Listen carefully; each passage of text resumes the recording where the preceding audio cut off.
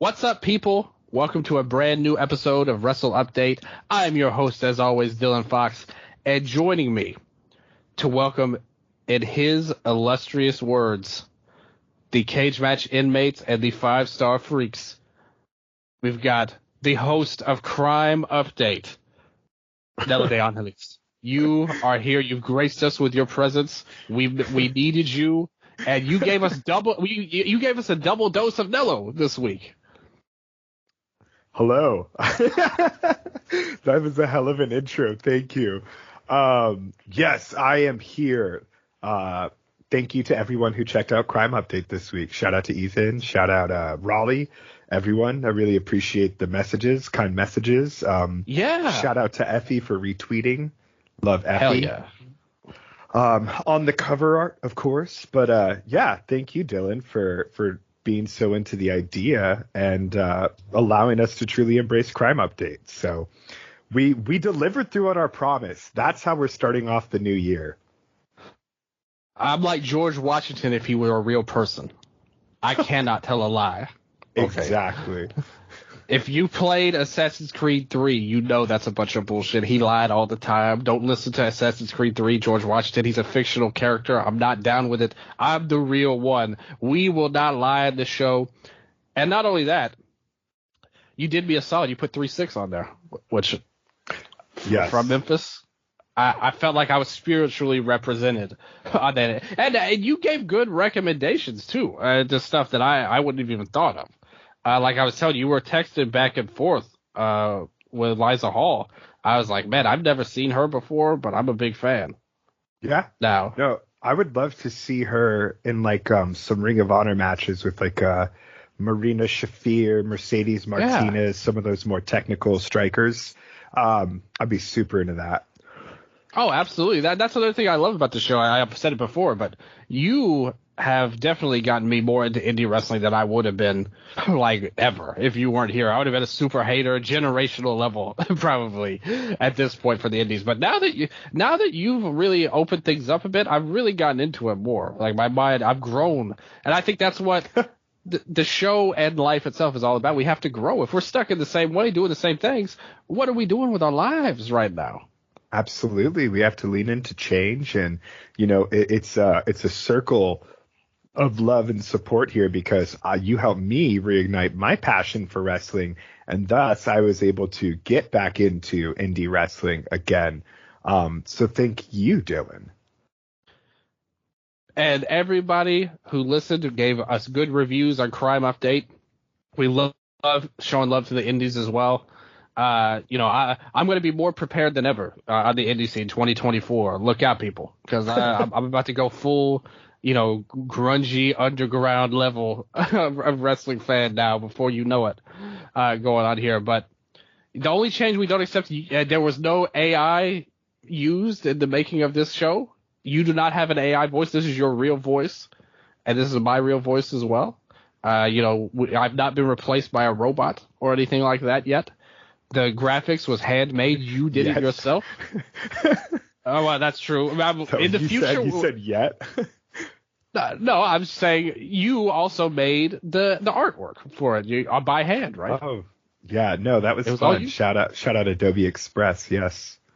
That's right, a legendary system. But if we do get replaced by AI, I will be the first to complain about it and let everybody know right now. We're not going to put up with that. We're going to be the last defenders right now of realism.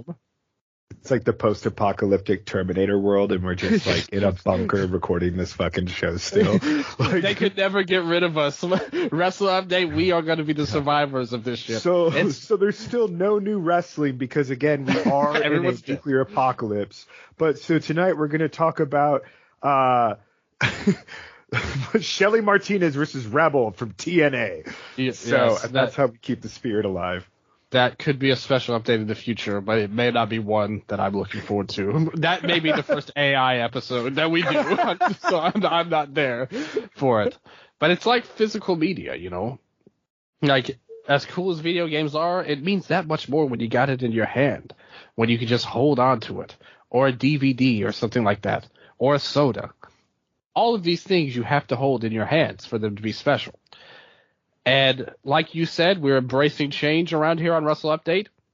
And that's why, as good as it went, I really enjoyed the awards show on there. I enjoyed your picks and mine. How we handled it was a little different. I liked it. I liked how you went, given all different awards. And although it was rumored that I would give Bryan Danielson all the awards, if you really look at my ballot, really the best in ring was really where I zoned him in at. I didn't give that many awards to Bryan as you might think, no matter how much I love him so much with all of my heart. So I think I defied the odds, defied expectations. And as great as it went, we had to do something a little different this week. So we are going to talk about the exact opposite of last week's show. And by exact opposite, I mean we're going to go over awards for the absolute dirt worst rinky-dink BS that we saw in wrestling all of this year, or all of last year, technically, 2023. Man, what a year. We talked about a lot of great wrestling as well. We had to be fair on that. And so now we're doing it this way as well at the end of the day. How were you feeling about going into these awards, Nello? These were harder. These are always harder I agree. just because I feel like we mentally block out a lot of this stuff. I keep a spreadsheet of all the matches I watch. So that makes it like easier to kind of remember like, okay, this show was really bad, or, this match, or okay, I remember something happening during this, but like the promos and the angles and all that stuff, it's like, I don't, is critical as I'll be in this episode, I try not to be, So I'm kind of like, well, I didn't like that, and I'll just try to pull it out of my brain and throw it in the trash. Yeah, we're not sitting here talking for hours and hours about how much we hate something, unless it's the devil storyline, which also make it brought up here on this show today. Spoiler alert. I think everybody who listens to this show kind of knew that where I may be going with some of my awards if you are a listener to the show at the end of the day. But for the most part, though, I agree with you. We talk about these shows, and maybe we'll analyze them as well, and I think that's something I take a lot of pride in as well. But after a while, if it's something truly terrible, that doesn't really affect me. If it's something truly great and special, it touches my heart to where I remember it, I can talk about it, and talk about how much I love it. If it's something that sucks and I hate that much, it doesn't really touch my heart. It just either annoys me or irritates me, and then I move on from it. I let it slide off my shoulders. I'm not sitting here, obsessing over stuff that I don't like. We're trying to be a positive mindset right now in 2024. So I do agree with you. With that mindset, it made it a little bit harder to determine these awards here this year. But there were some that were easy. There were a couple that I definitely thought, oh, yeah, this is for sure my pick. And I thought right away about them. And we're going to start pretty early on some of these as well. But overall, I'm happy that we're going to have a lot of fun. Ultimately, and I do want to point that out there and stress this as well, this show, we're going to trash some people on this show. I'm telling you right now that that's going to happen. But it's all in good fun. Nothing personal. All for funsies. Still a lot of respect for everybody, for all the performers. Maybe some I don't have a lot of respect for, maybe. But most of them, a vast majority, I do. So I want to point that disclaimer out right now. Nothing personal, all for fun. Co-signed. So, first up on our worst of awards, who will take the crown? Who will get the golden raspberries of wrestling? Who will be the ones who just made us hate wrestling and maybe even our lives at different points in the year? Much like last week, we started off with the awards. These are probably going to be shorter than last week, too, by the way, y'all, because we didn't split it up between companies. We only have so much hatred in our hearts that we're willing to spit out. We can't go line by line like last week. But much like last week, we started with the best attire. You tremendously went with Christian's turtleneck, which was a wonderful choice. And I went with Sasha Banks' Hana Kimura attire. Recent Eastern Lariat Hall of Fame inductee, Hana Kimura, for the record there. So double good stuff. But this week is not for the best. Who has the absolute worst attire in pro wrestling? Who appalled you? Since we are both fashionistas, I believe we are definitely within our right place to speak on this. But Nello, who was it? Who was the worst dressed of 2023? So as someone, that writes for numerous fashion blogs, and just style overall, right? I had to separate this one into two categories. One for worst hair and makeup and one for worst costumes. So the Boo Boo Doo Doo Beard of the Year goes to Lexus King, and the Shockmaster Swag Award for worst outfit. I named my own awards weird things. The Devil's Henchman. I don't know what I could add to Lexus King's beard other than that it's like if someone misspelled Tiger King and searched for an image of him in like an AI generator, this is like it's like the crude outline of what should be a human being, but it's just Lexus King. The Devil's Henchman. Retribution at least had masks, like even like Slapjack had a cooler look. And that's saying something. This was your main event storyline, and you could not shell out more money than like one of Christian's turtlenecks probably costs more than the entire group attire for the Devil's Henchman. It's even if you're going to do something as lame as that story, making them look cool probably would have helped a little. But yeah, those are my worst attire awards. What about you? Well, I do have to say that those are excellent picks in both cases.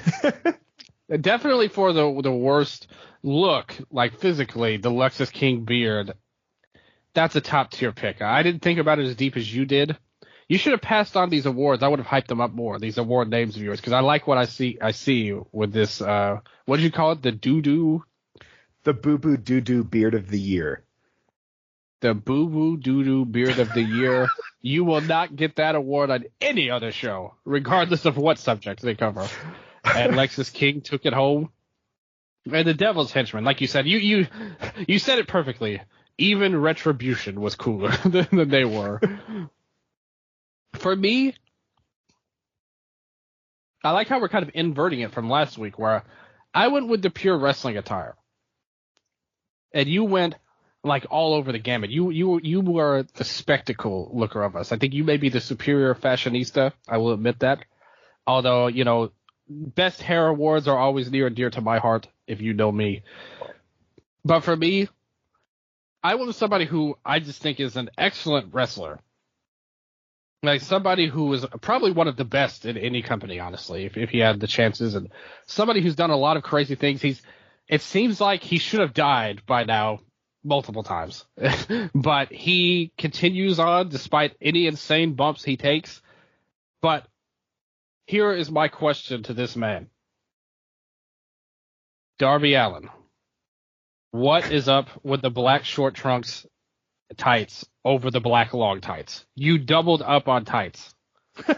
Why not just wear pants in this situation? I just want to ask him that. If I ever interviewed him, that would be my number one question. I don't even need to answer anything else. Why not just pants if you're going to wear double tights? It's dumb. I don't. And again, he's an amazing talent, but the look is terrible. Like, why double tights? Answer me that. I leave it all out to everybody listening, and you, Nello, as well, if you want to chime in. Why not just pants or just shorts? I wrestled in shorts. MMA fighters fight in shorts. You could have had some I get it. I get the goth appeal. I'm an emo guy as well. I respect it, but not the double tights. That's a fashion no-no, and earns Darby Allin my pick for the worst attire. Damn. Yeah. I mean, I honestly didn't even.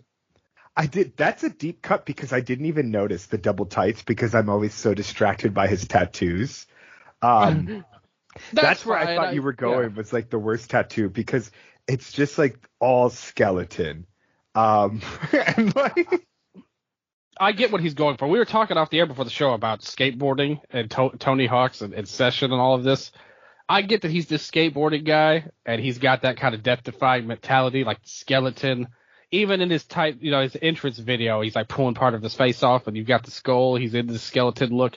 It's an aesthetic. I'm not saying I like it because I don't, but that's acceptable to me more so than the double tights, the tights on top of tights. No, I'm happy we've like established a spectrum here, so that's good to know that we. But, face paint is cool. Like the face paint's fine. What was the thing in Skate, like the Hall of Slams, or what was it called? Something like that. Yeah, I know what you're talking about. Yeah. Yeah. Anyway, great choice. Yeah, I like the face paint. To have face paint is good, but the pants. I mean, I'm going truly attired. Nothing against his look otherwise, but with the tights on tights, I had to give it up to him for that end. Although the henchmen make a strong case. I suspect this will not be the last we hear about them on this show. Worst promo. I'm looking it up. Oh. What's it called? You want to take it this time? What's my award name? Yeah. All right. It is the biggest Sufferin' Succotash promo of the year. Sylvester sponsoring the show right now. I love it. Do you remember that Reigns promo? Yeah, we have Roman Reigns with the promo. I mean, that was awful. Like, that was a legendarily bad promo. But I love the name. Again, perfect fit. For me, I have found something even worse than the Suffer and Succotash promo here. Oh, okay. This was unquestionably one of my least favorite segments of all time. And when I saw it, I couldn't even believe they let it air. Because it's not... There's so many reasons why it sucks that we could get to and break it down. But one of the worst is, not only is it bad, like the Devil's Rejects are bad, for sure. But we've at least seen similar things done in wrestling. You mentioned Retribution. It's at least been done before. But segments like this, and there's plenty of them on NXT too that are somewhat comparable. If you remember the Zoe Stark and Io sushi promo they had, this was another case of that, and I think this falls in line. And I still think it might be even worse because it involved the world champion. Of course, it had to be the MJF and Adam Cole Chinese food promo, in which case MJF mentioned taking it when he took a bite of the food, he dropped and said, "Owie, this is too hot and too spicy." And you had the Chinese restaurant owner angry, like, so you've played into stereotypes. You've just been stupid. It looks cheap. It looks like you couldn't hire anybody else to be at this restaurant. You might have. They probably shot this backstage somewhere, and like rented out a corner of a locker room or something. Changed the lights around. Just brought this guy in to be the owner of the restaurant, and because there's no other customers there, if I remember correctly on this. But then to have your world champion take part in a skit like this, and they did a lot of them. They did a lot of these kind of skits. But this is by far the worst one. Even the one on the boat, where he looked like he was about to try to kill Adam Cole, was still not nearly as bad as this one. I thought this was awful. Why the hell did you put this on your TV show, Tony Khan?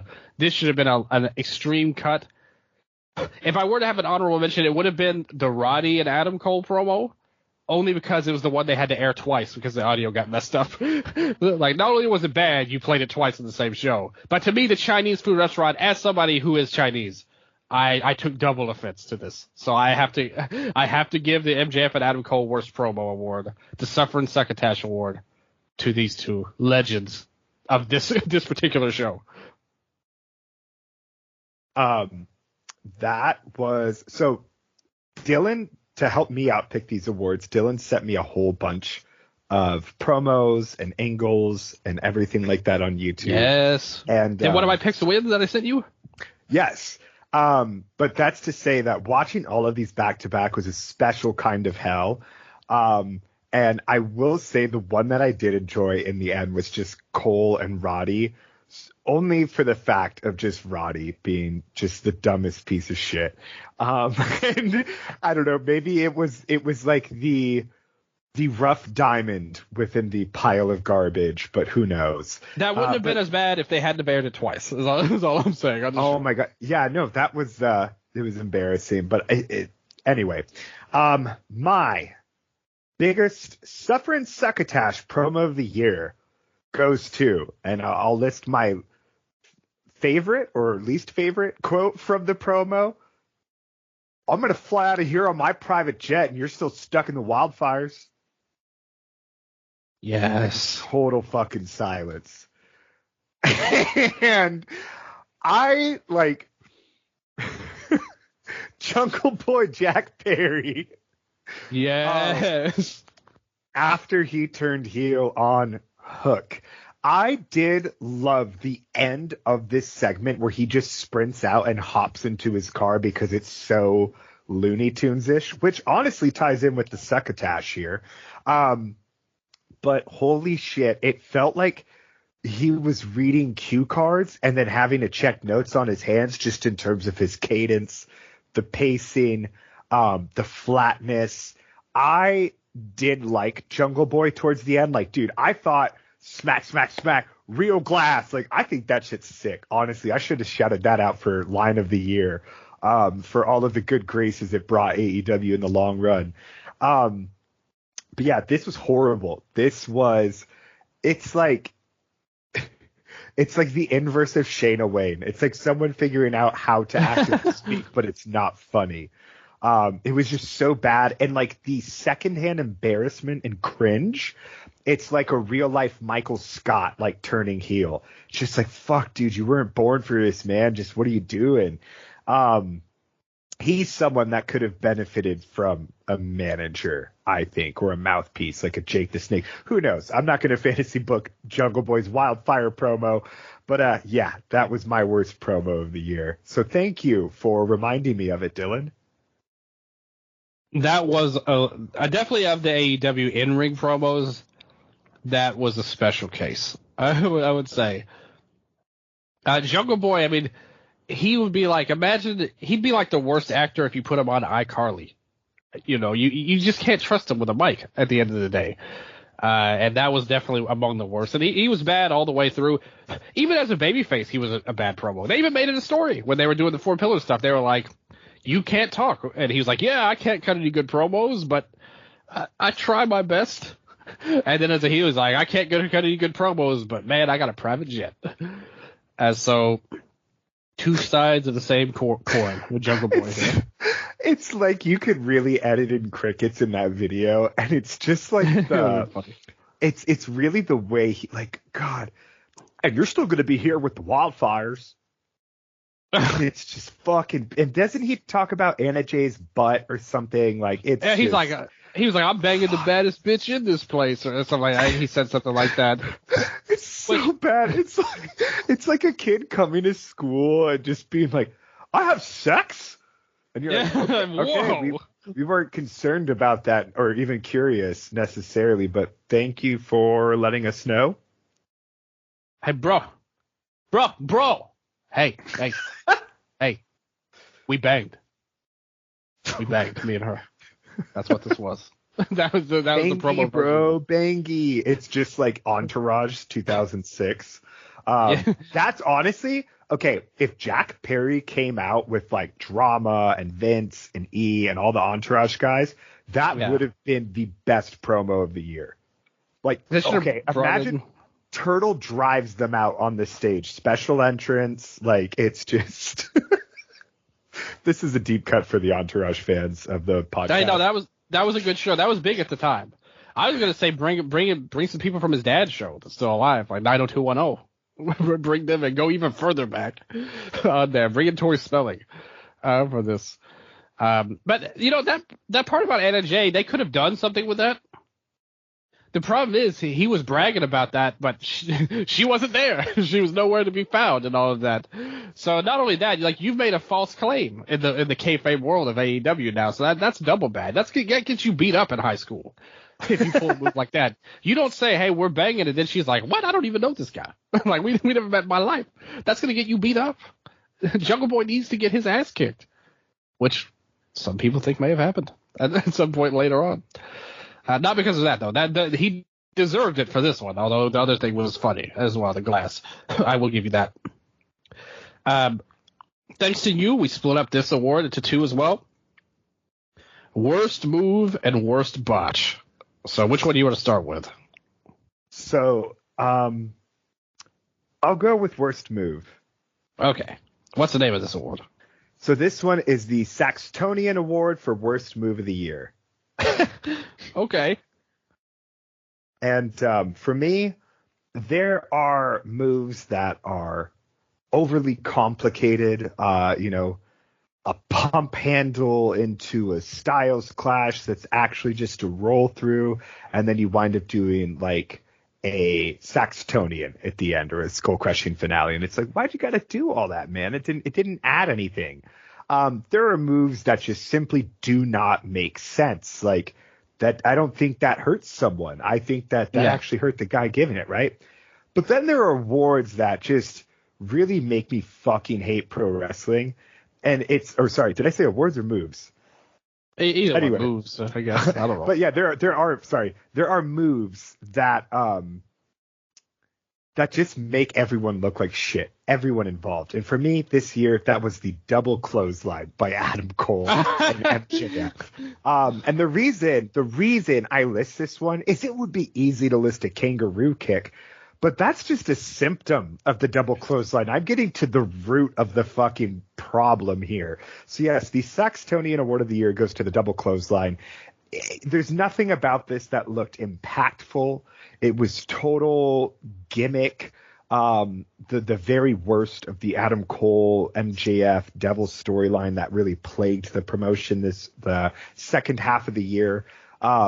I hated everything about it. I can't deny that it was incredibly over with audiences, it seemed, but for me it was just like a finger poke of doom type move. Hitting someone like a Kyle Fletcher with something like that, or just any of these teams, I thought it really just made them look like shit. So yeah. What about you, Dylan? That's a great pick. It was dumb, but I do also have to accept that it was over as well with the crowd for whatever reason. So I didn't pick that one. There's a certain move that's done that irritates me more than any other. If it's sold the right way, it can actually look kind of good. It's all on the seller, but the idea of it, the principle of it, makes me hate it so much. It's unquestionably the worst move in wrestling, in my opinion. And as much as the double clothesline did suck and make everybody look stupid, I agree.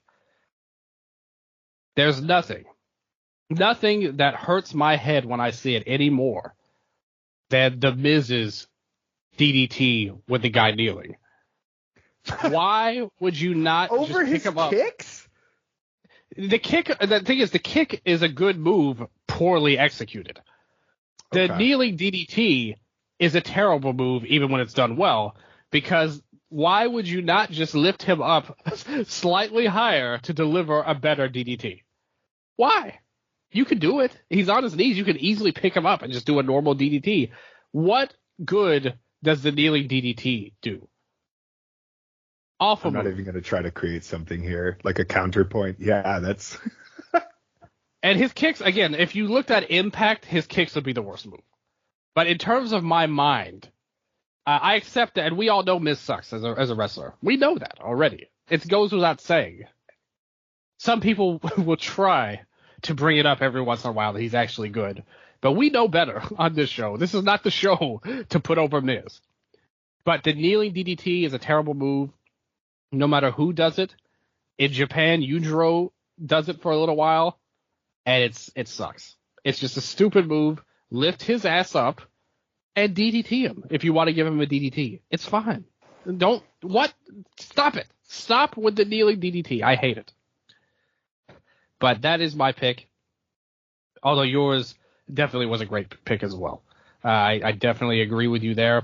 What about the worst botch of the year here? This is a totally different category than worst move. This is something that went wrong. And you could argue that Mrs. Kicks could be for this in a lot of ways. Okay, so, the term botch, it just has such a negative connotation to it. So I True. decided to change the name of the award to the biggest oopsie of the year, Dylan. And my biggest oopsie of the year was Uncle Howdy going off the top in the Pitch Black match. It was just so bad, and then the little pyro after and the pops.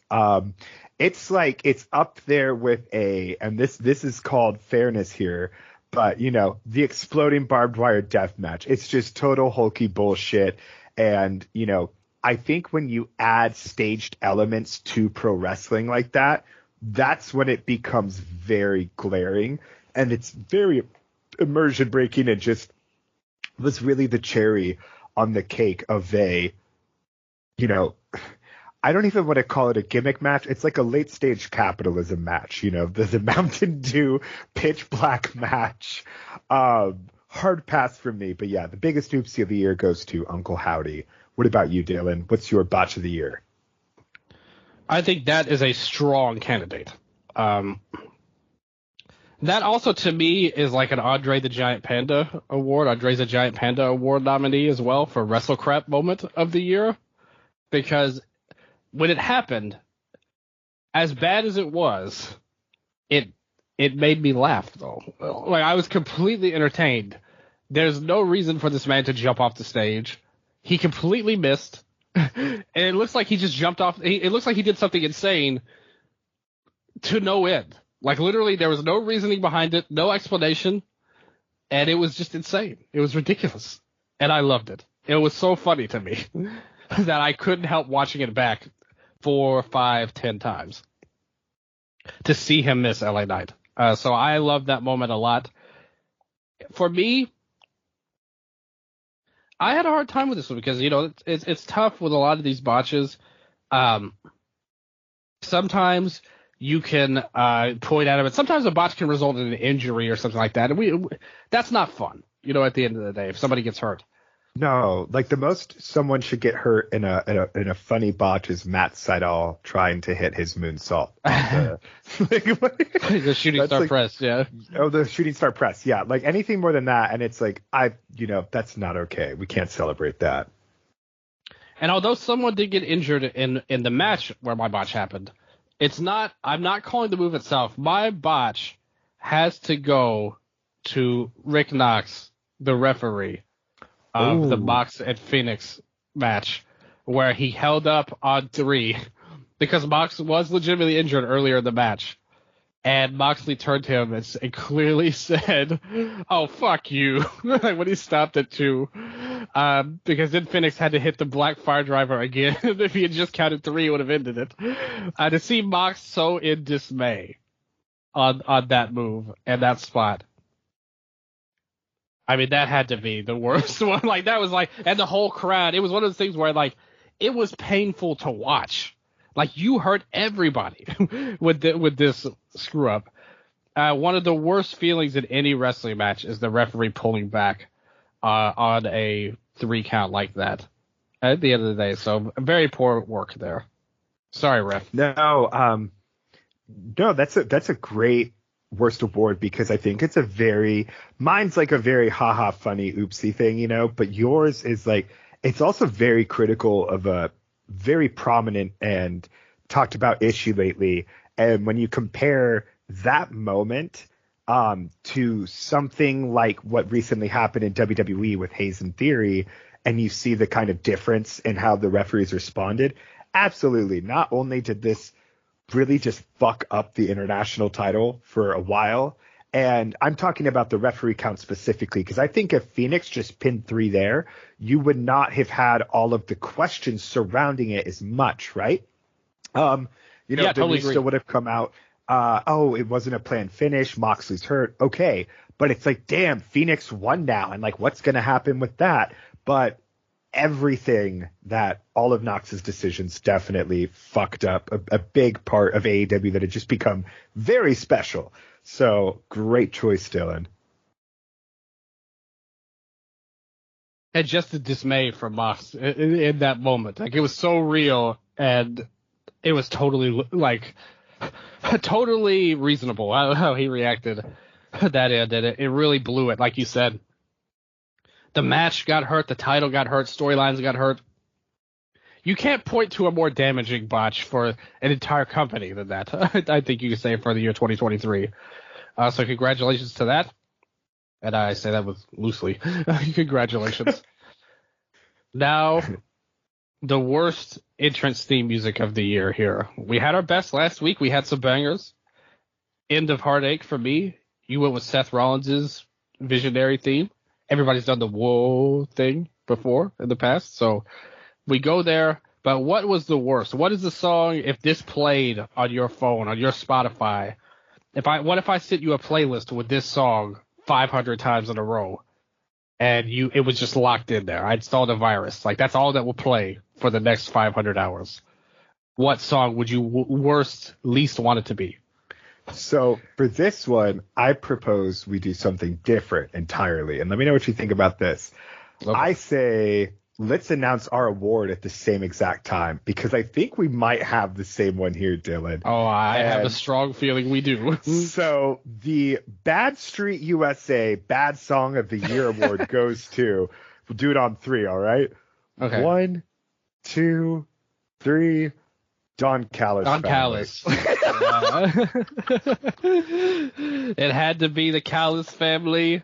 Now, this song, believe it or not, Nello, this is something I couldn't believe. I had to look it up to make sure I wasn't like, I didn't just lose my mind or something. Like somebody, I don't know. Like if I had just lost it. And this week has been a trifling and hard on me. Did I finally get broken? Did I finally go over the edge? But I looked this up. There is a YouTube upload of this song by AEW Music. This song, and I use that term very loosely, this song is entitled Rise of the Drones for the Don Callis family. Are you serious? That's a really Mikey way to say, like, sucks ass, Mikey! Yeah, come on. Like, you're good. You are an expert as sound quality, great music. AEW has a lot of great original songs too, even though I went with End of Heartache. Like, they have a lot of really great music, and if you look on their YouTube page, they've got symphonic versions of some of their themes, like Omegas and stuff like that. They had special versions, 8-bit remixes, a lot of cool stuff. I respect Mikey Ruckus a lot, and ultimately he was just I can't blame Mikey for this, because he was doing what he was told. Somebody probably told him to come up with the worst song possible for Don Callis, and this was his idea. So it's actually genius. Congratulations, Mikey. I apologize. I take it back. You are perfect at your job, because this sucks, this theme song. Do you remember when Ciampa used to come out to no theme?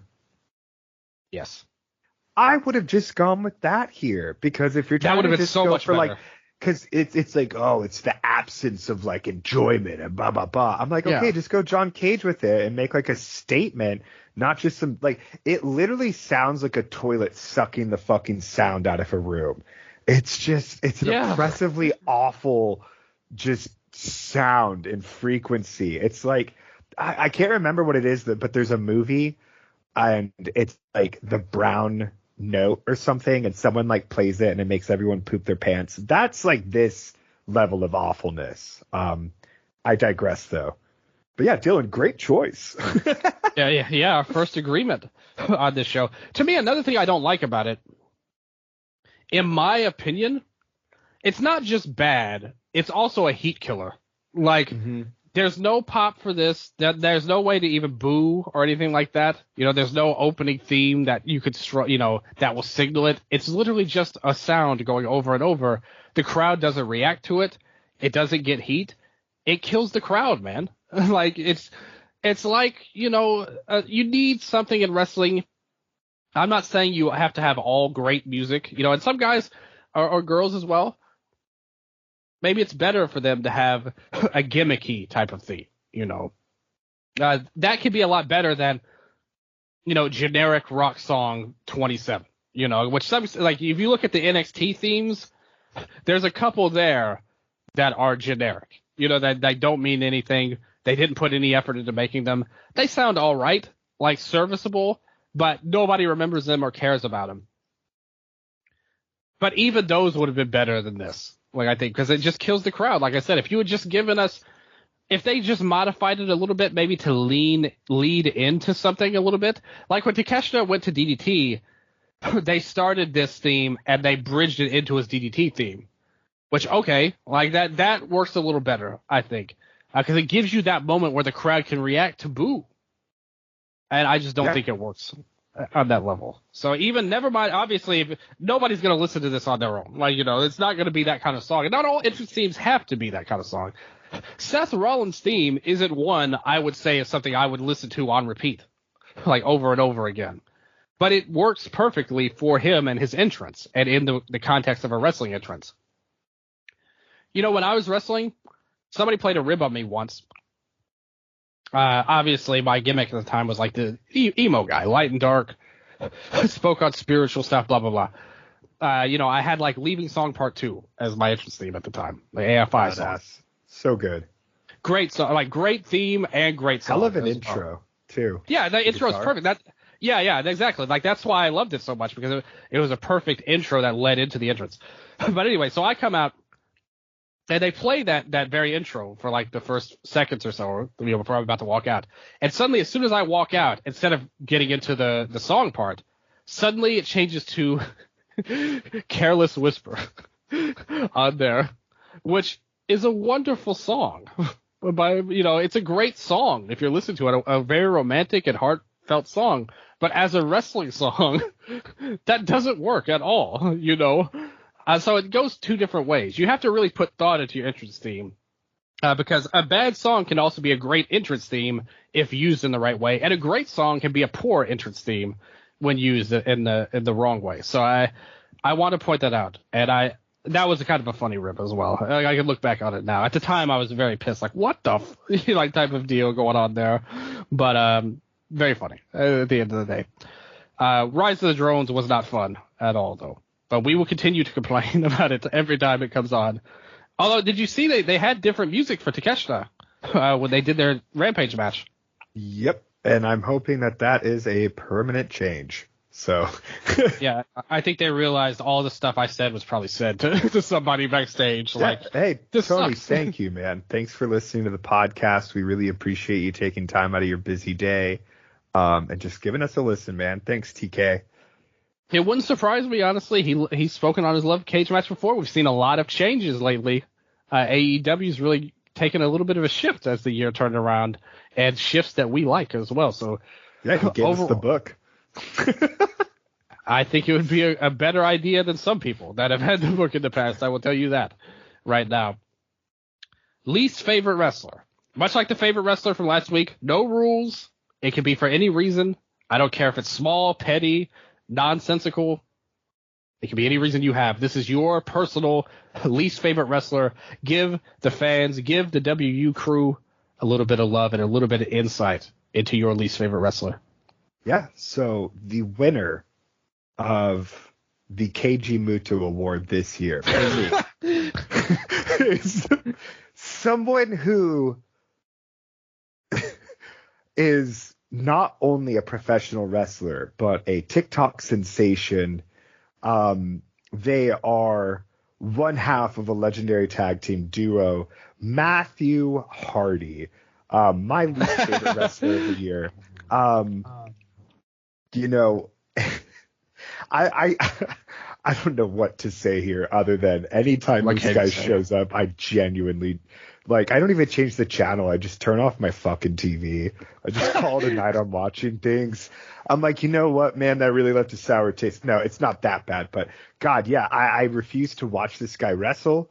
I was very excited when I saw that Jeff Hardy came out solo on Rampage against Darby. And yeah, I don't know. This guy he genuinely has, not only does he, and this isn't every profession has an expiration date to it, right? And Jeff is still doing some crazy shit. He's still able to move somewhat, but Matt Hardy is just, not at his peak anymore, to put it kindly.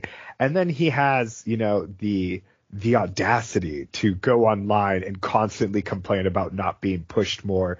And he came in as a hot product, and that was also in a time where he was the first sort of big outside signing. And since then, there's been God knows how many signings. So when you're stacked under 70 other talents, the cream rises to the top. And to put it quite simply, is Matt Hardy is simply not cream anymore. He is curdled milk. So yeah, that is my Keiji Muto Award winner, Matthew Hardy. What about you, Dylan? With that said, I think you need to sign a contract to be in the Hardy family union now that you've mentioned that. It's heartbreaking because back in the days of his feud with Edge, he was one of my top guys. I was super into that, fighting for his betrayed love and all that stuff. I was into all that super heavy. Unfortunately, any goodwill has gone away of all of those years ago. And now, whatever upside he has, I don't see it. Maybe with the Hardy Boys as a tag team, but I mostly agree with you, to be honest with you. In the AEW roster, he is a good pick, as good of a pick as any. And he's got a lot of heat with people, it seems like, on social media as well lately. So he might be somebody we keep our eyes peeled out for. For me, there was one person. I'm going a little bit outside the box with this one. Going away from AEW. Since a lot of these awards seem to go there lately. I'm going to go away from AEW for a second and talk about a man who, during this very year, the year of our Lord, 2023, he came out.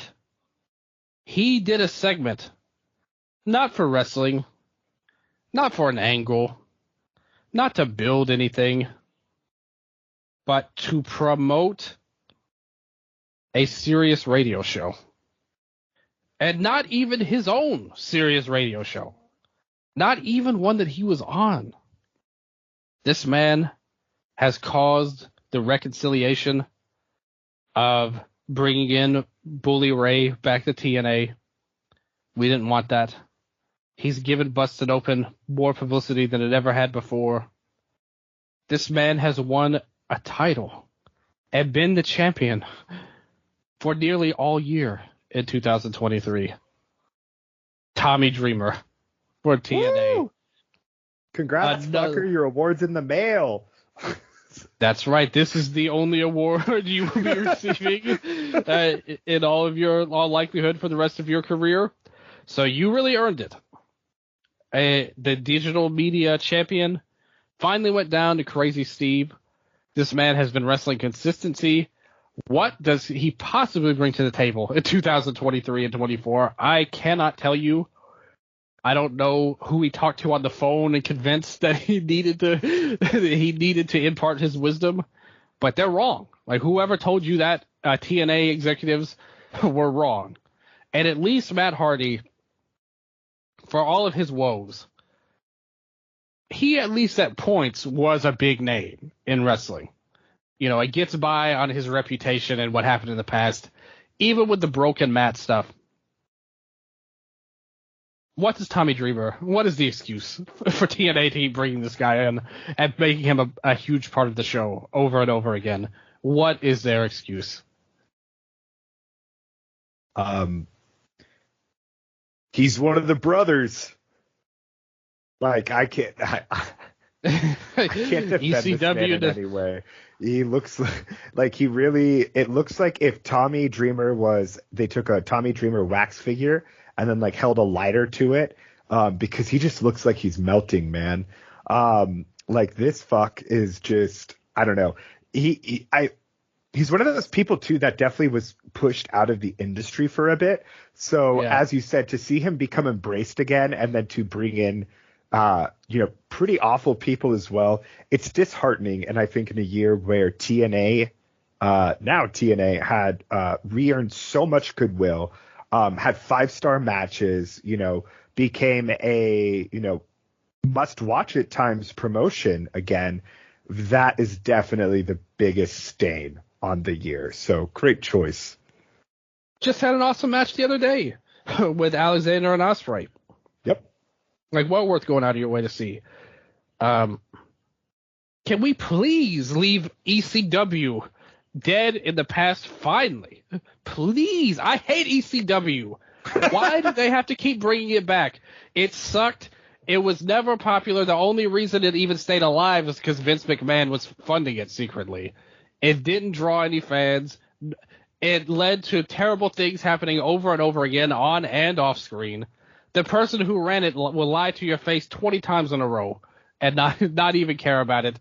And even he left it behind in the past until it was profitable for him to bring it up again and mooch off and add more years to his own questionable legacy at this point. ECW sucked, and I don't have any nostalgia for it at all. I don't want to see it anymore. Leave that crap in the past where it belongs, because nobody's got time for that no more, man. It's over. It ended 25 years ago almost. When is it going to end? When is it going to end? Fuck ECW. I just want to point that out right now. Moving on. Who is your pick for worst non-wrestler? For worst non-wrestler, the winner of the Do You Even Go Here award is none other than Don Callis. Ooh. Rise of the Drones, Rise of the Drones. Now, the thing is, he sucks. I think we all can agree on that. Would you say his performance is worst, or the fact that he stands in front of everybody and takes all of their storylines from them is even worse? Honestly, the latter. He has some good lines here and there, but he's someone that definitely, like, his entire persona and aura is that of Rise of the Drones. It's just a vacuous fucking just sucker of charisma and importance and just everything. Who did you pick? Yeah, I think he actually had potential at the very start of the Takeshita heel turn. The first promo they did in the ring together, super heat, it really worked out. Made Takeshita seem like a dude, and he was doing a great job.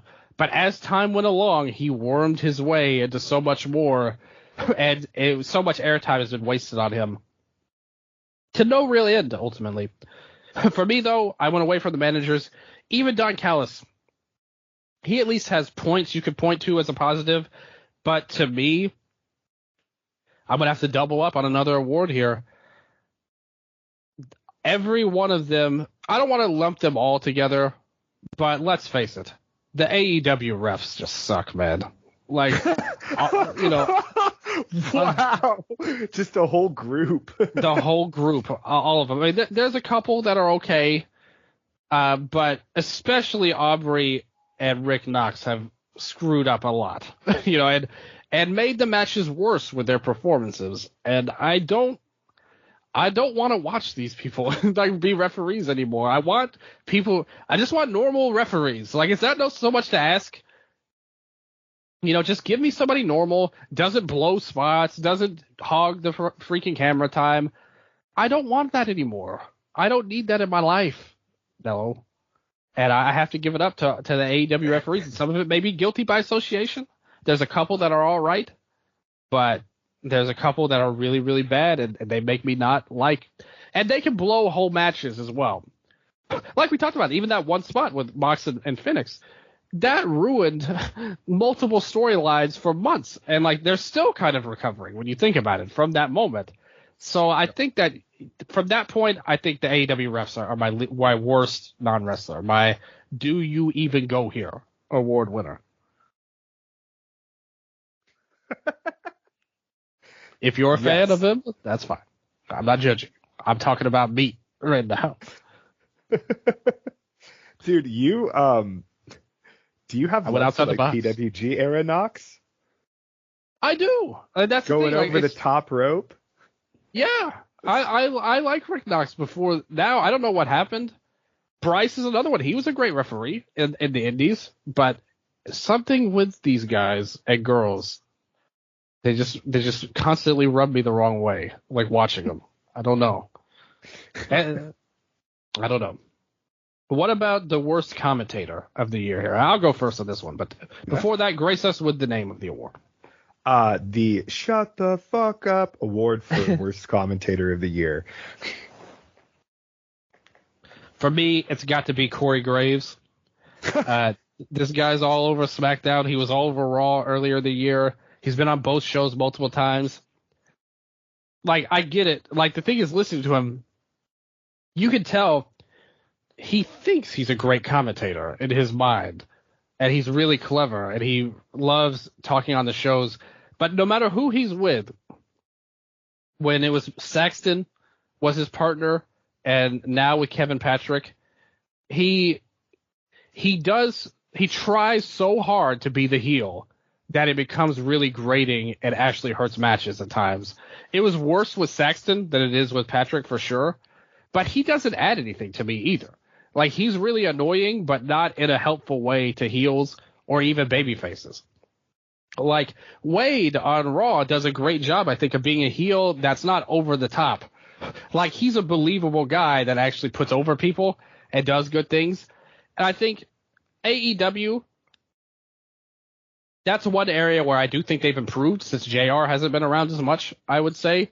I think with Taz taking a more prominent role, he and Excalibur do a pretty fine job. There's still some stuff about Excalibur that I don't love, even though, again, I loved him in PWG.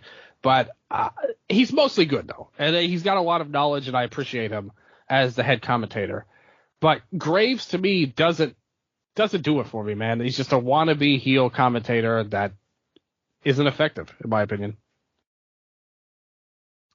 Yeah, he's a repeat offender when it comes to worst commentator of the year.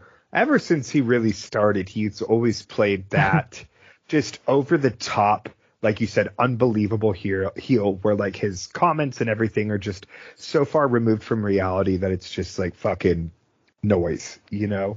Yeah. So I absolutely support your pick. And my award goes to What Up, Doe? Kevin Gill from Circle 6. You know, hearing the stories of, I was at King of the Deathmatch, and hearing the stories of how he filled like an hour of airtime or something, just talking about like juggalos and all sorts of random shit. I'm like, man, that I can't imagine how awful that was, because just him calling matches in general is pretty awful. You know, he's very much like Corey Graves, right? The things he says are just so over the top that it's kind of just like, again, noise that I disregard because it's so unauthentic or inauthentic. And it's so immersion breaking. And it's hard to be immersion breaking when you're watching a fucking death match. You know, like these guys are really bleeding and he's like somehow making that being over the top of that, right? Like one of these guys is gonna slit the other guy's fucking throat, bury him in the ground. I'm like, dog, this isn't a 2006 deathcore show. Like, chill. You know, and plus he's just a big poser. So I don't know, man. He's someone where any company he's in, he's like the biggest bootlicker, and then the second he moves, he hates the other company, and if all of a sudden he's a big bootlicker again. So yeah, if I never had us here Kevin Gill talk again, it would be too soon. So now as we move on, Dylan, who would be your Tearing Up Raw an hour before airing award for the worst angle? I want to read a cage match comment right now on Kevin Gill, because you've got a lot of believers. 0.93 rating. My apologies. Yeah. 0.93 rating on cage match for a KG here. Oh. Shout out to Koopy Honcho here. He talks like a 13-year-old left home alone for the first time and watching his first R-rated movie. He can't form a single complete sentence without cursing. Instead of calling moves and adding some emotion like a good announcer does, he just screams at what he's looking at. He's an embarrassment, even by wrestling standards, which is nearly impossible to do. There was a glimmer of hope for GCW when Fight put them on their streaming service, but they inexplicably brought him back for this year's collective, so I just passed on it for the first time. 0 out of 10 rating. Wow. Ouch. Koopy Honcho told it like it was. Took the words right out of my mouth. Beautifully said. That was poetry. He honestly is the worst. I don't like Corey Graves, but you were correct. I think I might have to change my pick, actually. Now you thought about it. The problem is I've tried to avoid any shows that he's commentating. So on principle, I don't think it's fair for me to say him because I try not to listen to him purposely. But I've listened to him enough to know that he sucks at the end of the day. My pick for the tear up, what did you say that was? So I realized that I thought it was for worst booker, so I accidentally did the wrong name. But that's my apologies. So, but yeah, it was the Tearing Up Raw an hour before airing award, so I read the wrong award name. But yeah. I'm sorry. Okay, well, worst angle then. No more names needed. I'm going to call this the NWA Coke Spot angle award of the year. Okay, because that was great. We had a man snort cocaine live on a wrestling show. Father James Mitchell, and I'm not judging anybody, but all I will say is there was a time where they seemed to have $1 million deal for the CW, and now they're on their app and not on their channel anymore, which seemed to take place very quickly after that.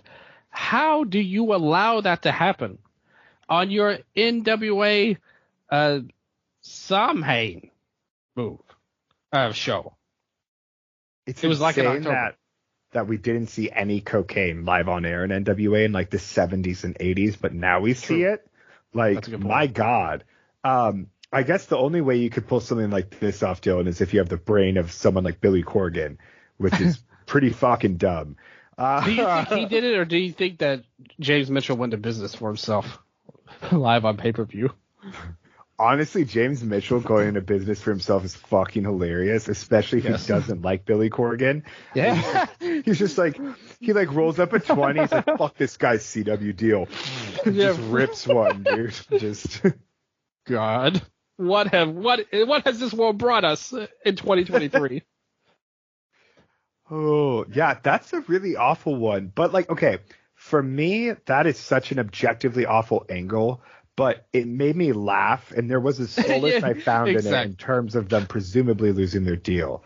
So, like, the one I chose was one that just, it's like a Finn Balor's, rope breaking type moment where it's just so painfully infuriating. Like, why the fuck does something like this happen? Because it's one of those things where I refuse to believe there aren't better ideas that are pitched, and it's purely out of stubbornness and unwillingness and disinterest to actually invest the time into making it work or to deviate from the path, right? So my James Mitchell doing coke on NWA Samhain or whatever it is. Yeah, Jimmy Uso returning. At SummerSlam. Yeah. And now his brother Jay Uso, this has led to a shirt that says no yeet, and that's about all I got to say on it.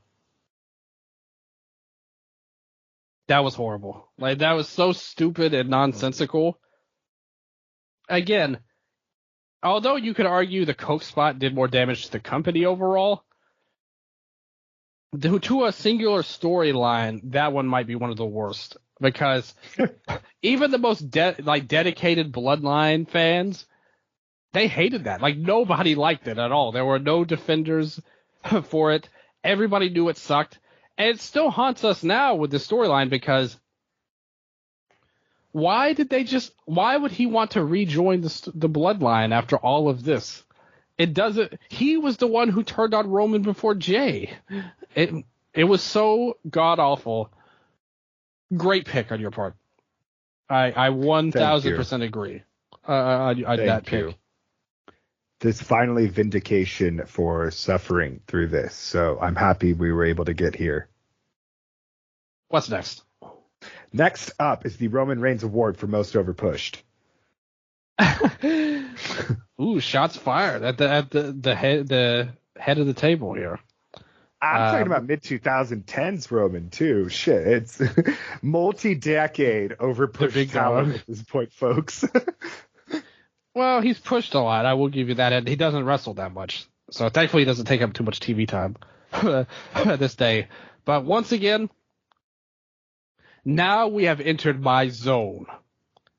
Ooh. And my zone means we're opening fire on NWA. Now, open season.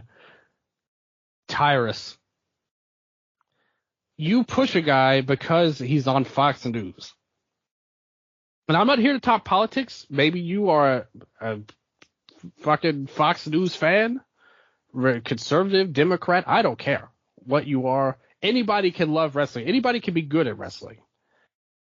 But if that's all you have, you're on these Fox News shows to bring the title with you, while you have some of the dirt worst matches in the history of pro wrestling.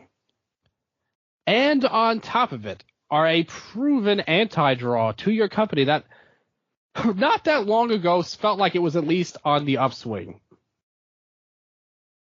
They tried to do some different things.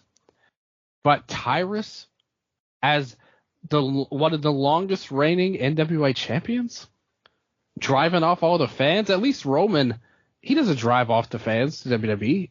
I don't like his storylines a lot of the time, and a lot of his matches, true.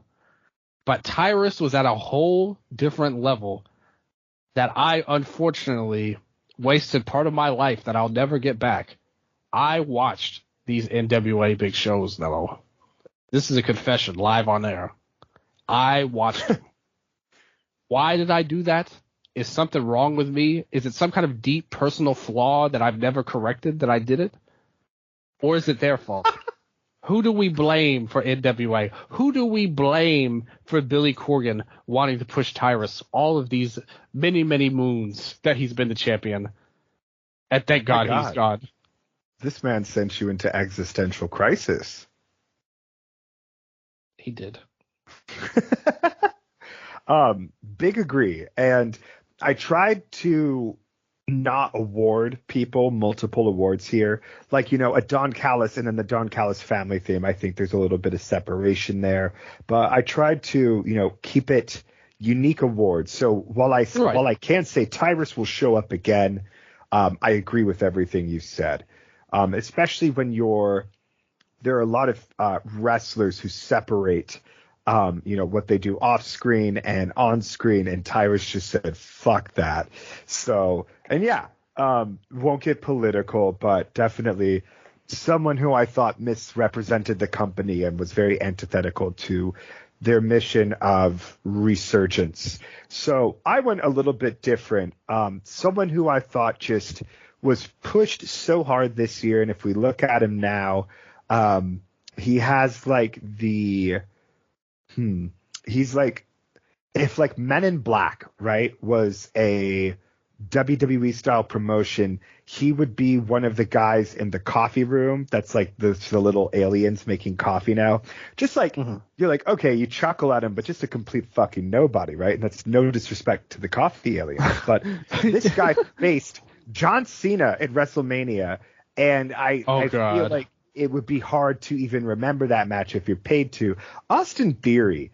And what I thought was so fascinating with this case is that you could see two different booking mentalities essentially rise or fall and rise within this single character of Austin Theory.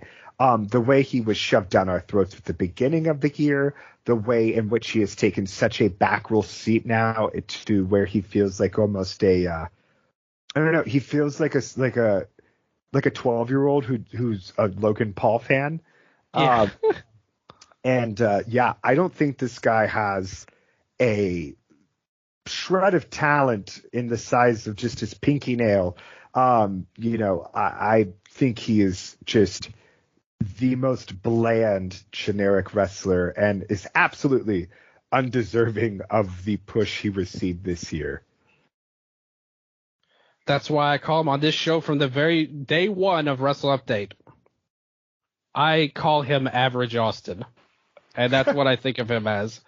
Double A, baby. If you were to like grade every metric of a pro wrestler on a 1 to 10 scale, he would be 5 on everything. You know, it's not like he's this like Tyrus is a legitimately horrible performer, like in every way. He can barely walk, let alone wrestle. Theory can do some stuff. He's okay in a completely mediocre way. Like if he were a job guy, or like what he was doing in NXT, he was like the 23rd ranked guy on the roster. That's okay. But for some reason they wanted to put him and give him these big moments and big spots. And look no further. Compare Austin Theory's promo on Cena to Grayson Waller's promo on Cena when they were in England. Yeah, it's like poor Grayson Waller's paired with him now. It makes Theory look even worse because you have a guy who is somewhat of your lane, like a similar style of wrestler as you, but significantly better at every aspect of those 5 out of 10s that you bring to the table. So it makes him look even worse. And he's like a hanger-on now to Logan Paul, like you said. So totally agree. Most overpushed. He definitely deserves a lot. And ultimately, too, like they gave him big spots. Like U.S. champion for months on end. It needed to end and lasted way too long. And there's just not a lot there with him. And again, he's completely average. And ever since the look, average, song, average, nothing wrong with it. Like the moveset, he has like a couple of good moves, but mostly boring. Promo, I would say he's a little below average on the mic, honestly. That might be, he's a worse promo than as a wrestler even, and he's not even a good wrestler, so it's a tough call. And to push him, that was a big mistake on their part, and it seems like they realize that now. Like, it seems like he needs to be down the card, or he's a guy that I think would be better off in NXT trying to grow, because if you see any potential, he's a guy like, to me, either you send him to NXT if you think there's another level he hasn't reached, or you get rid of him. Like, because there's so many better options that you could bring in at his spot at the moment. Yeah. I'm excited to see what he does in MLW in 2 years. He was there before. Is Priscilla Kelly going to follow him? I'll say this, too. Like, this guy has been overpushed since Evolve. Like, I thought... True, When he beat JD Drake, I was so pissed off. And I've held on to that anger ever since. At least they had something with Priscilla with him. Uh-huh. I think they at least had an opening. I mean, he didn't deliver on it because he was, like you said, he was still overpushed even then. But they at least had a glimmer of hope, and he was young at the time, like younger than he is now. He's still young in life, like in the grand scheme of things. But he's like TV aging at this moment. We've seen him for years now. He's not a new guy anymore. There needs to be a next level. And like you said, even back in those days when he was still a rookie, he didn't have what it takes back then to even be the Evolve champion, let alone a main guy in WWE. So good point on your part. What's the worst gimmick award name? Worst gimmick, the Lord Tensai Award. I'm happy you enjoy them. Goes to the MAGA Butcher. And this is just someone who I thought, there's a big difference between a Tracy Smothers running the stereotypical 80s, 70s Confederate gimmick right on the indies and very much playing into that sort of, stereotype and everything versus a like elderly necro butcher just waving around a Donald Trump flag while wearing American flag pants. Like it's just such a deeply lazy, deeply ignorant, deeply, multiple suffix of ism, gimmick that I think doesn't lean into the satirical nature of something like this that has been done before. And even then, it's not like Necro has even, a skosh of the talent and, mic work and audience and an ability to work an audience as a Tracy Smothers does, right? And yeah, I just fucking think Necro Butcher sucks, dude. He also just recently dropped the gimmick, and now he's just going by Necro Butcher again because as XPW shuts down once again, pretty much they're pretty much in the shits. I can't believe it. They're like literally running a show soon. It's some shit like Not Dead Yet or like You Thought We Were Dead. And it's like, all right, if you're naming your show that, you're fucked. And yeah, I don't know. I think it just goes to show that he did this as a cash grab and it did not pay off. And it's something that he's now trying to distance himself from. So, the Lord Tensai Award goes to MAGA Butcher. Who did you have for this, Dylan? Really, all of XPW could be nominated for all of these awards, and I would agree with them. But I just didn't watch any of their shows. So I did not either. But it's a terrible idea. This one, these are things that came across my feed and whatnot, I would say. So, on principle, you could vote for an XPW for this award because it's about the gimmick, not the work itself. He's in BJW now, so we'll see where that goes. But they've got the whole crew there. Madman Pondo's there. I don't know who thought that was the best idea for them. The classic crew, the classic established crew of Satu Jin, Green Phantom, Akira, Pondo, and Butcher. This is like if you put all deathmatch wrestler names in a fucking like hat and just like shook it around and then you pulled out 5 random pieces of paper.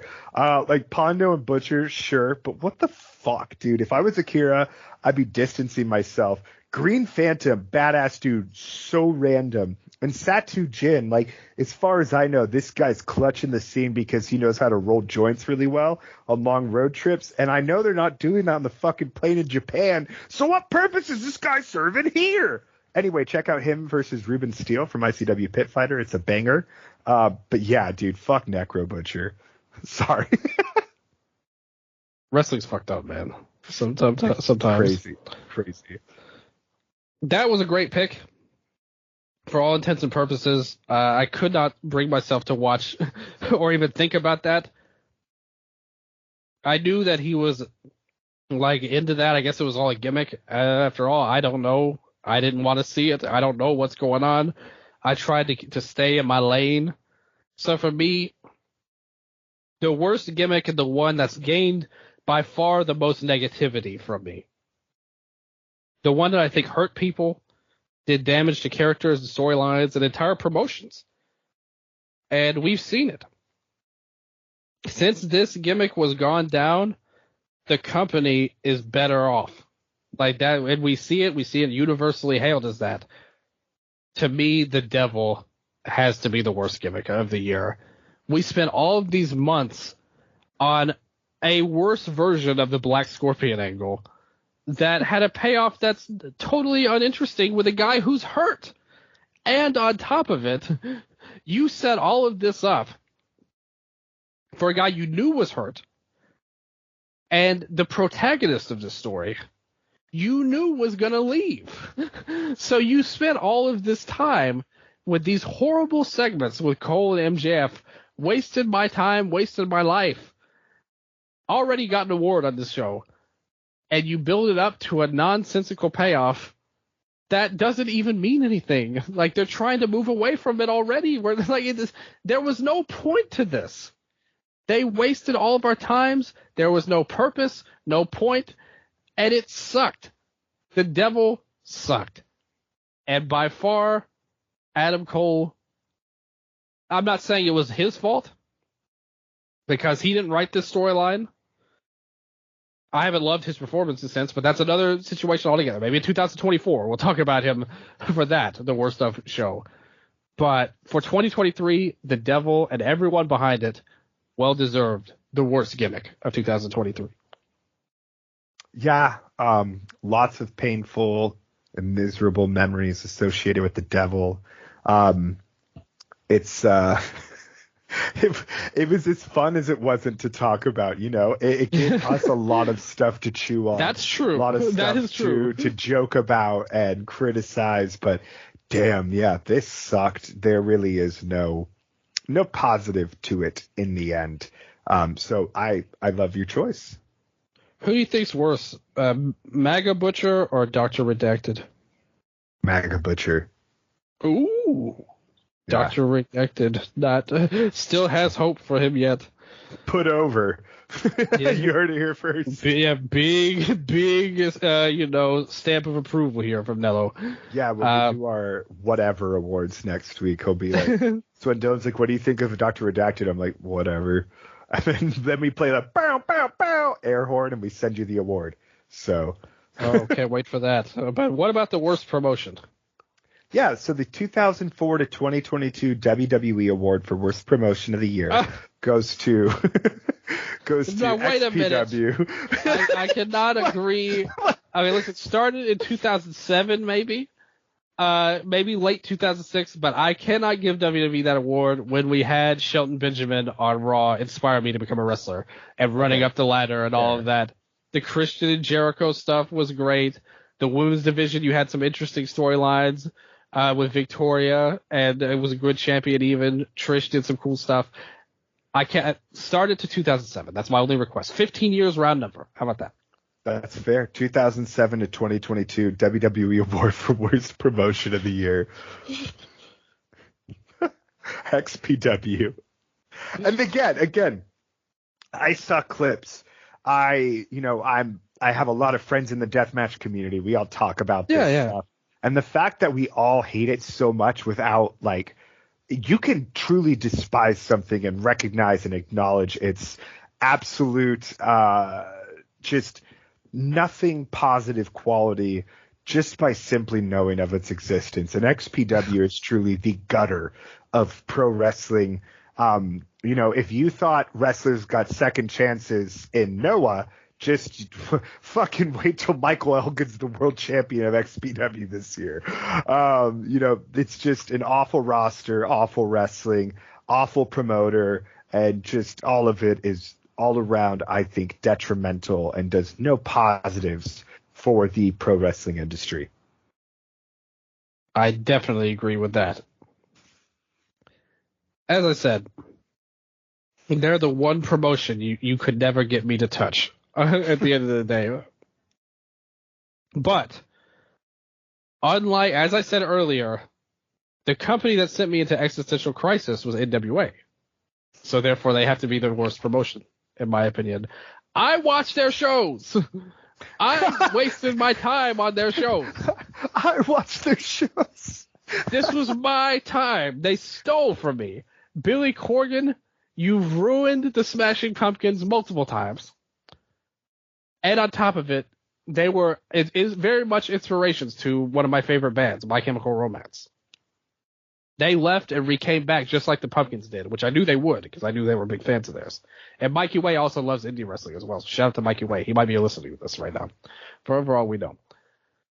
But you ruined everything in your musical career. You ruined Resistance Pro. Your website still has not been updated. You let people snort coke on the air. You push Tyrus. Your website is still not updated. Absolutely. So many flaws. I could go right down the line, Billy. William, if you so want to be called that. I hated WA. Why did I watch those shows, though?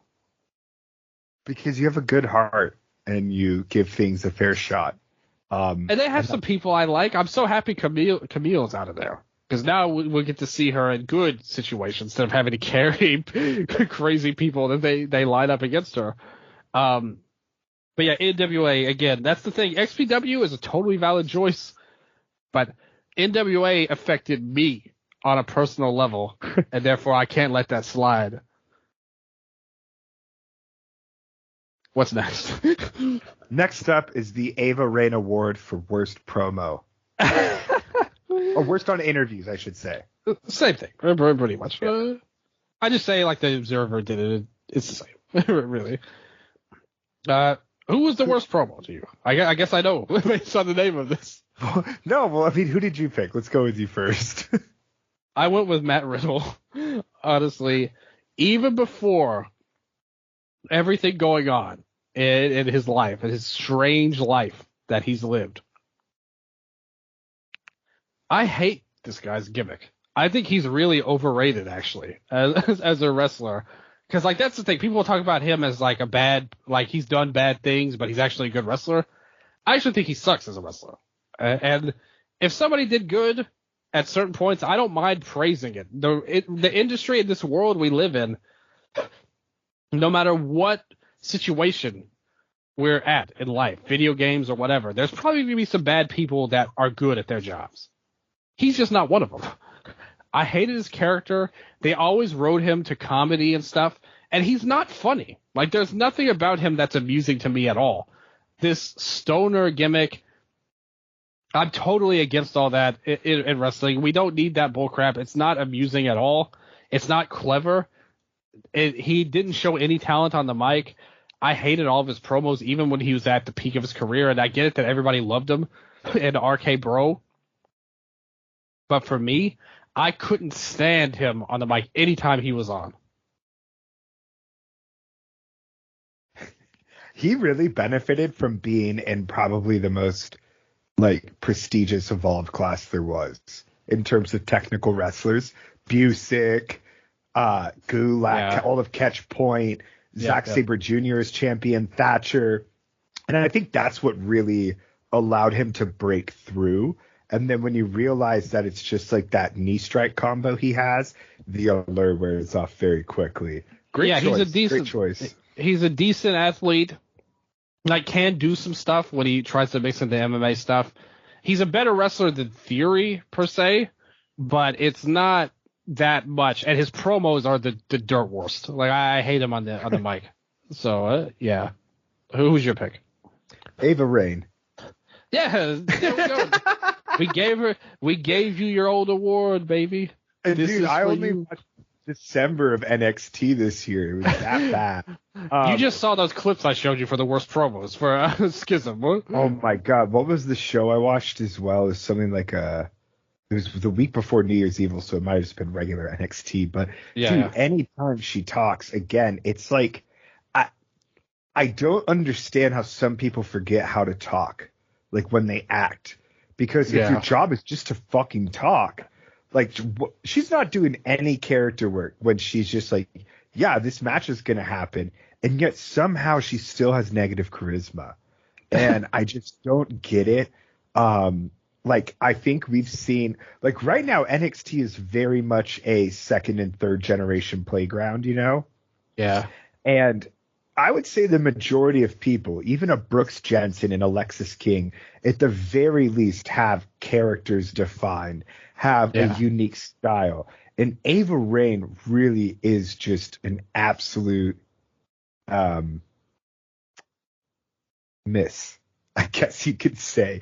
Like, we haven't seen anything from her in ring that suggests ability.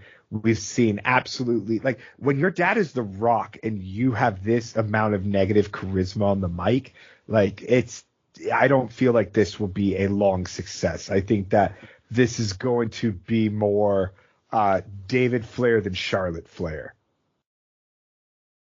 They started off with this ridiculous Schism stuff as well, which that's a tough spot because in that sense, you're kind of required to be over the top. But she didn't have it, and then they moved her from that to, like, basically any kind of assistant GM type of bullcrap. We've seen it a million times. Like, the most basic character you could have, like matchmaker, and she still has no charisma. So it's very strange, like, whether you give her the most to do or the least to do, she just can't carry it. Yeah, just not a good actor. Like, that's all there is to it about her. She's just not a good actress at the end of the day. Yeah. I agree. Like that was a good pick on your part, and her legacy will live on through the name of these awards. What about the worst feud? What are you calling that one? The bottom of the third award for worst feud of the year goes to the Outcasts versus the AEW Women's Division. Oh, okay. The reason this one was so bad for me is because this could have been fucking cool. This should have been your blood and guts and Anarchy in the Arena, not Elite and Blackpool. Like, fuck, put them in a 5v5 Survivor Series elimination match where it's just work rate. Like, that's what I want to see with these guys, not battling it around an arena. And I think that you could have made this the defining storyline of, like, your first, kind of like, you know, how Marvel, right? Their whole universe, it was like the first Avengers. I feel like you could have really capped it off here. You had your Britt Baker story, your Thunder Rosa story, blah, blah, blah. And, you know, we saw Britt Baker and Jamie Hayter. They aligned with Riho. They brought in Sheeta for a bit. And I thought, man, why don't you throw in Jade Cargill and actually have her interact with the women's division for the first time outside of just her own universe, right? I thought that could have been an amazing moment, much more meaningful than the end of Jade's actual, you know, AEW career. I think you could have put an Athena or a Mercedes Martinez as well with the Outcasts. Fuck, you could have put Nyla Rose with the other women as well. Like, this really should have been an all-out war, and instead it was an all-out fart. It was the laziest fucking booking. It was like, hey, we're going to do the NWO, but just the last year. And yeah, this sucked. It sucked so much. So much that, you know, we're now literally witnessing Toni Storm, like, just in a purely psychotic break episode as she tries to navigate while being lost in time, you know, like, just like NWA sent you into existential crises. The Outcast broke poor Toni Storm as well. So, yeah. Just, I think, again, like, you know, other storylines I would say are the Devil and the Bloodline and stuff like that. But for me, I've never really liked them from the beginning. So, and it's like I didn't see potential with them, right? I'm like, this is just a shitty storyline.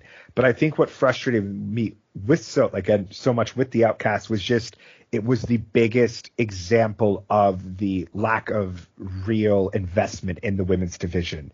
So, yeah. Who'd you pick, Dylan? Well, that's a good pick. That was bad. It kind of derailed Toni from where she was at as a babyface originally. And Ruby as well. You know, I kind of liked some of her heel work. She showed a little bit of personality I liked seeing. But you said it yourself. The Devil and MJF was never good. So there are no positives to take from that feud. And not only that, unlike the Bloodline, as crappy as it is, at the end of the day, like, the Bloodline is terrible, and they've totally ran it off the tracks. They were at least able to give us moments of hope in that storyline, whether it was the Sammy turn going into the Elimination Chamber, whether it was WrestleMania with Cody, you got Jay at SummerSlam. You gave at least glimmers of hope for a great ending to it. They kept wasting our time. They kept wasting our time with them, and it was horrible. It turned out bad, and we hate it now, obviously. But they gave us moments. And here's my hot take, real quick, is that I didn't like any of those moments. Like, really, I thought the Sammy term was bad community theater. And again, like, I don't think that's on Sammy so much. It's just, I think the entire Bloodline is incapable of acting. And that's my own thing. But yeah, like, for me at least, I'm like, man, even that stuff didn't really touch me. But anyway, what else? That's true, but to the fans, it did. Like, you know, to a lot of the fans as well. Can't argue that. With the Devil, what? There's nothing good about this entire feud at all. Like, there's not a single thing I would say, oh yeah, that was cool. That was really well done. Everything with Adam Cole and MJF, and if you want to, you could go all the way back to the Chinese food promo that I mentioned earlier. That's 6 months. And there's Oof. not been a single positive. And in fact, it led to some of the worst matches in the company's history, with MJF and Cole at All In, with MJF and Jay White, and which they didn't even pay off. They totally bait and switched that. That would be like, imagine if instead of Sammy turning on the Bloodline, the show just ended with Roman walking up the ramp and nothing happened, and Sammy wasn't even involved at all. That would be freaking stupid. Like even if you didn't like the way they did it, at least something happened. You built up to this big moment. You bait and switched us. You did poor storylines over and over and over. Again, half a year, all of it was awful, and the company is a lot better without it. I mean, we've seen it already just a few weeks in. To me, the Devil and MJF and the Outcasts were bad and did potentially take away like any hope for the women's division being good. But I think they were already kind of at that point where they already weren't at a super high level. We could have gotten to a higher level, and they didn't get there. Unfortunately with MJF. But I mean, if you really think about it, all of MJF's feuds have been pretty bad. Like this year, like the past year. The Cole stuff was awful. The Four Pillar stuff got like universally criticized as bad. The match was at least good at the end, but the feud itself was very bad. The Bryan stuff, the match made it work, and Bryan's great promo work made it work. But his particular points in that feud totally sucked. His promos there. The stuff with Takeshita early on where they teased the racial stuff, like his year sucked. Yeah. Yeah, like that. The Cole was by far the worst of it. So Adam Cole and MJF, the Devil MJF, whatever you want to say it, the whole thing sucked. And that's my pick. Yeah, can't argue with it. I think all of our discussions prior to this episode surrounding the Devil are perfect evidence and support for your argument. And this is another thing. I watched this shit. I put my time into this stuff. I can't get it back, Nello. Life is not long enough for this. Who knows? It could all be taken away in a day. And do I want to go out knowing that I had time that I could have spent on anything else in the world, and I spent it on watching the Devil? Man, this is the stuff I have to live with, people. Oof. That's brutal nice take. The next up is the Vince McMahon Award for the most disgusting promotional tactic of the year. Who'd you have for this, Dylan? I think that ours might be different. I specifically want to know who you picked first, and I'll explain what I'm thinking before I hear it. So my most discussion, I can't talk. My most disgusting promotional tactic of the year, and this is, it's within the realm, and I think that this does work. It's not necessarily WWE, but it does have to do with someone who is very much part of TKO. I thought, and this happened the first week of 2023. I thought the most disgusting fucking thing that happened this year was Dana White's power slap being promoted and still airing after he slapped his wife. Oh, man, yeah, you're right. So that was my pick for the year. What about you, Dylan? Yeah, not technically wrestling, but it was advertised on AEW at least. And yeah, that sucked. I mean, like you said, now, would you say this is kind of my problem with this award of the Observer? And this is actually a perfect case because when you lay it out and you explain it like you did, everything you said made perfect sense. Like, I totally agree that is bullshit. Like, that happened.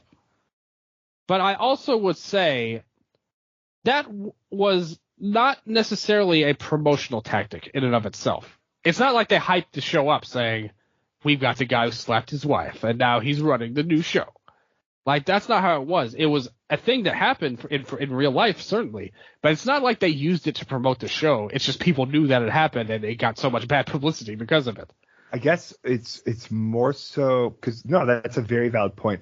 The way in which the event recontextualizes everything that comes after, and the promotional tactic being that they did nothing about it, and that you're watching Dana White in this room on a show named after him, and he's like, man, that guy slaps like a motherfucker.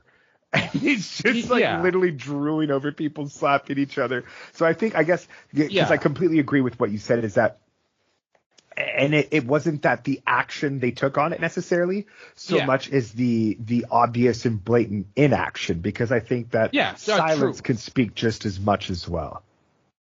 That's a great point. Like a lot of times, even in interviews, I would, if any of the wrestling media are listening and they're going to these interviews, press conferences or whatever, even if you get a non-answer can still be an answer, in and of itself. That still says something. Shout out to John Pollock for hitting Dana White with the hard answer or hard questions last night at the UFC post presser. Yeah. So shout out him. Nobody in wrestling is a better reporter than he is, in my opinion. Like, I think John Pollock. I have a ton of respect for Pollock, for sure. He called me the essay master once, and literally nothing else has brought me more joy. That's amazing. And you deservingly so, for the record. I've seen your college reports, mister. So I will co-sign that. Although putting me on there may make that invalid, just by default on there. But no, you're great at it, honestly, and he is too. And good for him. Good, because he's somebody you trust. He's going to ask a question like that as well, where a lot of guys wouldn't. But with that said, this is how I looked at that award. Because what you said is objectively probably worse than mine, or even some of the stuff like with Vince and stuff like Saudi Arabia and all of that.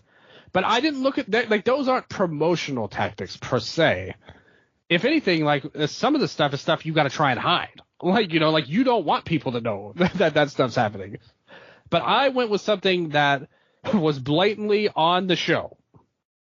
Like, was meant to build to a feud, and it was so poorly received that they had to ixnay it immediately. And we never heard it again. That had to be the Juice Robinson and MJF quarters segment with the anti-Semitism line. For them to do that and go there showed such horrible misunderstanding of your audience, I think. And it was so irresponsible to do it. And again, like you said with the power slap, it's not like they probably knew about the things going on in Israel at the time, or it might have been right when it happened. I don't think this was done within mind, so don't get it wrong. I'm not trying to put that on them. But the timing of it, they should have been much more mindful of doing an angle like that, considering all of the stuff with Israel going down, like literally during that October 7th deal that everybody talks about. So to play that into this, you do this anti-Semitic line, and I really would definitely recommend everybody listen to our show about Full Gear, because the first 30 minutes or so we kind of talked about that angle. If you remember, we talked about how maybe wrestling isn't the best medium to engage and tackle these kind of stories, not for any moral reason or any lack of talent. Like, maybe these guys could do a great story about it, but the medium itself restricts your ability to portray these angles in the right light.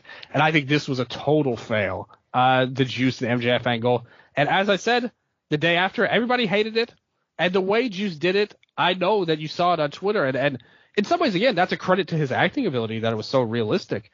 But if you're a person watching and you faced, anti-Jewish sentiment in the past, and you see the way he yelled his name and had his name written on the quarters, that had some people shook on Twitter, and I really felt bad for him, at the end of the day, because that is a real life thing that still happens to some people. And MJF, I get it. I know he probably didn't have the worst intentions when he did it, but he should have thought it through more. And he said afterwards that this is my story. I want to tell it how I wanted to do it. And they didn't. Like Tony Khan said, no, you won't. Actually, we're going to say, forget the quarters. We're going to give Juice a cubic zirconium ring now to face your ring with. So to me, total fail, and not just a very poorly thought out and not well thought out idea again.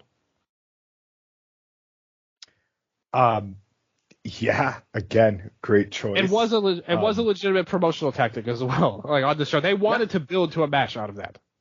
No, I think definitely go check out the Full Gear because we did like a pretty in-depth analysis. Yeah.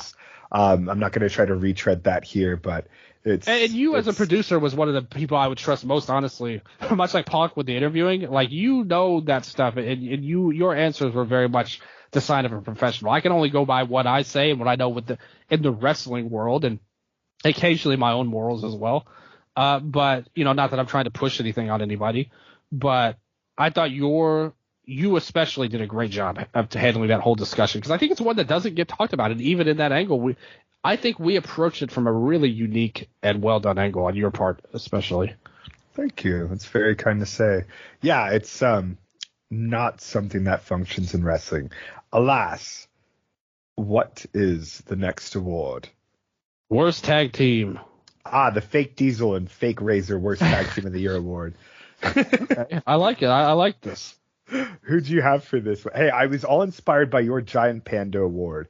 So that's right. I shut that out, and I'm excited to get to it. But who did you have as your worst tag team of the year, Dylan?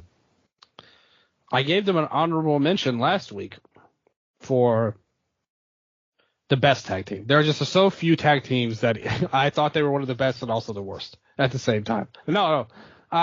For their theme music, actually, I thought was really unique and well done. It reminded me of ABBA, but Pretty Deadly are so bad in the ring. Like, who put these guys on the main roster? And again, this is another one. UK, baby, shout out, RIP. Now, this is another one where if you put these guys on any Nickelodeon show, they would be the worst actors on them. Not just iCarly. It could be anything. It could be Victorious. It could be Big Time Rush. Zoe 101. Zoe 101. Unfabulous. Drake and Josh. All the way back to Keenan and Kel, which I did like. But still, they would be the worst on all of those shows. Pretty Deadly suck in the ring. And I somewhat like that they're so stupid and goofy and over the top that they're kind of unique when the attire looks ridiculous. Like, they're somewhat amusing, but they're still terrible. Like, they're amusingly bad. So I will give them that at least. But for me, in the ring, I don't have any time for Pretty Deadly. I'm sorry to Kit Wilson and Elton Prince there for that one. But I do like your theme music, however. And isn't that what matters most? I like their backstage segments. I think they're funny. But I don't think I've ever seen one of their matches. But yeah, for some reason, I know they're from IPW UK. I remember tweeting like in 2013 or something. I was like, just watched an IPW UK show. It's pretty weak. And then they followed me and messaged me like, hey, what do you think we could do better next time? I was like, what the fuck? But, hey, they wanted fan support. I like that. They wanted to be better. I appreciate that. RIP. But yeah, so for this one, it's a little bit more of a faction, but this was a faction where I thought there were no good pairings. I am a Uso hater. Even Jimmy and Jay together, I think, are a wildly overrated tag team. They are the WWE Young Bucks. Which is to say, spicy take. Dude, just like even their match with Owens and Sammy, if that's not with Owens and Sammy, like that's the heart and soul of the match. They sucked the fucking life out of the tag division. They effectively killed the Street Profits. Like, those guys have done fuck all since their feud with the Usos. They, I think, had more negative effects on the roster than positive. And then pretty much, a Jimmy and Solo pairing, a Roman and Solo pairing, whatever it is they do now, it is bland. It is played out. I do not think that the in-ring work or the, again, community theater storytelling involved here does anything for me. And when you're as bad of a tag team outside of the ring, in the sense of promos and, again, your effect on the product as you are in the ring, like, poof, congrats on your award. So you're going for the whole bloodline. Whole bloodline, baby. What if Heyman was in a tag match? Heyman gets this award too. Wasn't he supposed to be in one once? I think so. I think you might be right on that. Yeah, I if think he there were was times announced for Roman a wanted match, then it counts still. Okay, good. I just want to make sure we have everybody getting their proper place here. As you send out the awards, you're like, okay, got to send one to Heyman. So Yes. I just wanted to get sure. I liked the KO and Sammy match at the end, but it was the moment that made it as much as anything. And you said, screw this, I ain't watching this crap, I gotta go. Like yeah, when you were there World of live. Lucha, baby, Gringo versus Psycho Clown. And you enjoyed yourself. And you lived your best life.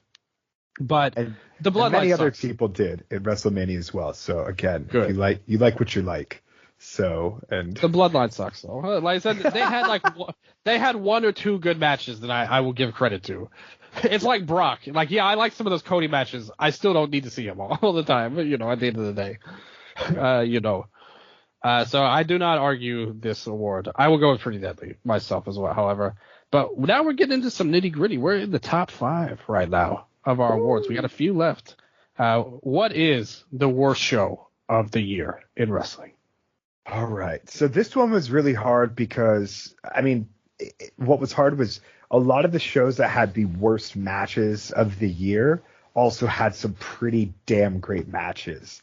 As much as we criticized World's End, I couldn't give it worst show of the year, especially when it had a Christian, an Edge, and Swerve and Dustin Rhodes. No, I'm kidding. But for me, Dylan, the Heroes of Wrestling 1999 award for worst show of the year is WWE Crown Jewel. Not only for its, I would say we're almost in the post-sports washing era where it's just pure propaganda. It's unfortunate because it's not on the audience there. Good for them getting this show. But again, the reason these shows were created. And when I look back at this show, first, there was nothing from it that I liked in terms of that's something I'd watch again. 2, it had the 5-way women's match for the title where Ripley pretty much killed everyone in the division. Shayna, Zoe, Nia, whatever. And I thought it did absolutely no favors to literally bury your entire division with a champ who literally already does not have opponents. You had Solo Sikoa working over John Cena working over Solo Sikoa's thumb, whatever the fuck that was. Oh, yeah, you hated that. Cody Rhodes versus Damian Priest because we needed to beat the Money in the Bank winner again. Cody just had to have a match to fill out the year until he faces who's he going to face at Mania? He's going to face Drew at Mania this year in a no-holds-barred match. And then Roman Reigns versus LA Knight in the main event. No, that was rough. Me. Yeah, just no. No. Yeah, you like that? The little swerve. Yes, there. I did. Yeah. But, for me, Crown Jewel, I could honestly call this the Crown Jewel Award as well. These shows are the only positive about them is that when they're over, I still have a whole day to turn around my mood. That's true. I honestly liked Seth and Drew on that show. I thought that was one of Seth's better matches. I thought the crowd got behind Drew well. And that made me happy because Seth sucks. Like as champion. And I was happy to see Drew get his respect. You had Kyrie return there as well. In a match, by the way, that match was so disappointing. Like Io and Bianca compared to their Backlash match. That should have been way better than what it was. Everything else was. Oh, and the best part, the Logan Paul and Ray match was pretty good. I mean, it was all right. The finish sucked, but the best part of it all was when afterwards he was like, "I always love you, Ray. I respect you so much. I'm so proud I got to beat you." And Ray was like, "I know what you did. You did it," because he had used the brass knucks on him. He's like, I don't know what you're talking about, Ray, but man, I love you. That was awesome, brother. Yeah, you're a legend, brother. Yeah, that was awesome. Like that part. So there were at least moments in that one that I will give the thumbs up to there. But overall, that show sucked. Like no doubt about it. Like not a show you want to be in. And then let's not forget that Miz segment was atrocious. Oh my god, with the actor. Yeah, with that, like his ass whooped.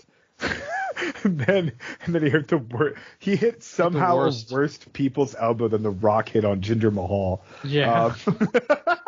And then Michael Cole was like, "Oh, I love this guy. He's the funniest man in the Middle East." It's like, you haven't seen 1 second of this man's movies, Michael Cole. Like, we know that this is, like you said, this is propaganda for the movie industry there more than anything. Blatant lies by Michael Cole. And the show, never a comfortable or fun show really to watch. But I do respect the people of Saudi Arabia getting this show. Like you said, nothing against them. It's the government that is to be questioned at the end of the day. But still, though, even though that show did suck, and I will concede that, I still had to go back to NWA. I watched this show. I want to remind you and everyone listening of that fact. Sam Hain. So we had a crackhead on pay-per-view, first of all. That's how we started off here. You had a match that was completely just a complete train wreck of a match. With the War Games deal they tried to do. Just an awful match. Like, worst indie spot fest, as you could say, at the end of the day. And on top of it, Max the Impaler was eliminated during the match, and then won the match for the team when that happened. That's how out of control this all was. Like, look at this lineup: Alex Misery teamed with Magic Inc., Cody James and Jake Dumas, the Miserably Faithful. If you were making up all these names right now, I'd have no clue. Judeus from Southern Honor Pro? I think so. Fucking God, that guy sucks. Listen to Crime Update. Yeah, the champion. Yeah, that's right. Yeah, he faced the Kenway. And do you know who Judeus' partner was in NWA? The Kenway? Max the Impaler. Oh, fuck. No way. Okay. They're called the Miserably Faithful. With CJ and Father James Mitchell. They took on Koa Laksamana, Magnum Muscle, Dak Draper and Mims, and the other Miserably Faithful team of Gags the Gimp and Sal the Pal. What the fuck? I'm pretty sure the storyline of this was, like, Gags the Gimp and Sal the Pal, like, wanted to leave the Miserably Faithful, like James Mitchell's factions, but the storyline was, if they win, then he owns them or something. Like, they're his slaves forever now. I mean, he's Gags the Gimp. He's a BDSM guy, which I respect it. I love the freak nature that you've got going on. But as a wrestler, oh boy, like rough stuff. Yeah, rough stuff there. And he was actually good. He used to be in PWG, but not under his gimmick, obviously. He was like Johnny Yuma or something. Wait, what? The fucking Rock Nest Monsters? Yeah. Wow. Fuck. Lars, Johnny Yuma, bud. Lars only in TNA. The blast from the past there. Now he's Gags the Gimp. But right. Unfortunately they lost. This is what Billy Corgan has done to Johnny Yuma. This was his idea. Loser leaves town match with Rush Freeman versus Brady Pierce. Special referee Rolando Freeman, and also Matt Cardona came in afterwards. And Billy Corgan said, "You're a real star, man. You sold a lot of tickets." I was like, huh? Like, what does that have to do with anything? You had Colby Carino versus Joe Alonzo. World Junior title, pillar to post match. You got the Southern Six, Alex Taylor and Kerry Morton versus the Headbangers, Mosh and Thrasher. We were just talking about WWE 98 WWF at the time. Jax Dane versus Blake Troop with Chris Silvio Esquire. Pretty Empowered, Ella Envy and Kylie Page versus Natalia Markova and Taylor Rising. Silas Mason versus Chris Masters in a Burning Lake Brawl match. What does that mean, you ask? Well, yes. Let me tell you. I don't know. Even after watching it at the end of the day. I still don't know the rules and will not go back to look them up either. I will go to a review I saw in Cage Match to describe this.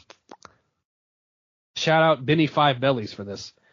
There is a very loud, very drunk fan who is remarkably enthusiastic for Chris Adonis. Her piercing screams will haunt my nightmares to the end of my days. I can't remember a single thing from it other than that fan, but it was perfectly competent. We have the 6-man tag team Riddle Box match here. And I'm sure you're saying, what is a Riddle Box match? This is like the boxes had weapons in them. Like, it's a Halloween bullcrap match. So we had the Brothers of Funstruction, Ruffo and Yabo the Clown. They teamed with Violent J from the Insane Clown Posse for this match. They took on La Rebellion, Bestia, Seis, and Mecha Wolf, along with Vampiro, in a truly atrocious match. That might have been one of the worst matches of the year, surely. I still think the Devil's Last Dance War Games match was the worst one, though, because somebody got eliminated and they won it at the end. I hate that match. You had the World Women's title, Kinsey Page, who's actually pretty good, in all honesty. She rules, New South champion. Yeah, she's good. She is also the NWA World Women's Champion, and she beat Ruthie J in what's probably the match of the night, honestly. The Colby Carino and Joe Alonzo match has a very minor bump. The women's match, 6.27, Colby and Joe, 6.44. I think I like the women's match a little bit better. But that's the only thing. Those were the only two things even semi-competent on this show. Not even average. Everything else was atrocious. And we still got more. The World Tag Team titles. The Medieval Knights of the Round Table match. I'm sure you're asking yourself, Dylan, what is a Medieval Knights of the Round Table match? It's a tables match, kind of. Oh my god. But it can only be through a very particular kind of round table that you have to put them up. I'm not making this up, by the way. I watched this. And I'm not making this up. You had to put them through a round table because we saw them go through tables. But because it wasn't a round table, it doesn't count. They just kept on. And I will again turn it over to my main man, Benny Five Bellies. 0 out of 10 rating for this, which, again, maybe have been one of the worst matches of the year. Jesus wept. What a start to a Cage Match review. The stipulation in this match is to put one of your opponents through a round table. I told you that's what it was. Put them through the round table. This step appears to exist only to have Aaron Stevens hiding in a knight's costume for interference at the end, which did happen as well. This match is played out to near silence, and even commentary are sounding bored out of their mind by this point. It is slow plodding mess with an occasional table spot. The announcer tells the crowd after each table spot that it's not the end of the match, and you can feel the disappointment of the crowd each and every time. And even results in them chanting, "That's not round," after the fourth table is set up. We have a small person turning up with a small table for reasons lost on me. Like the rest of us, Tim Storm sounds like he wants to be anywhere but watching this. Shit. I love it. Jesus wept. And then the main event. A no limits match for the NWA World title. EC3. The legend that is the man who controlled his narrative all the way to the NWA title. He faced Tom Latimer in this no limits match. This was not as bad as the crap that I said before, like the round table match and all the other stuff, but it was still well below average. Thomas Latimer is a perfectly average Austin level wrestler that I don't need to see ever. EC3 is below that at this point, which even at his peak, he was never that good in the ring, but he was at least a good promo. Now he's just not good. So the match was okay, but a terrible main event. You know, on the level of LA Knight and Roman Reigns, just without all the nonsense interference. It only went 15 minutes, so it's probably better a little bit, but it was still bad. And the show itself was just like, This has to be what being on drugs feels like. I hate the show. Sam Hain! Why didn't you watch it with me? I'm really happy I did it. It left scars on me. Nello. What was like, how many, so like 10 matches, and probably I would be interested to know how many actual stars. Like, is it less stars than the actual amount of matches I could see? The table match had to be a dud. The Riddle box match had to be a dud. And the Devil's Last Dance War Games match had to be a dud. So that's maybe negative stars, actually, for that one. So you're already starting in the hole 3 matches in. Thankfully, though, that left 8 matches left to go. So you've got 8 matches to get at least 5 stars between them. And I think between the women's match and the Carino and Joe Alonso match, I think they could get it. Barely, though.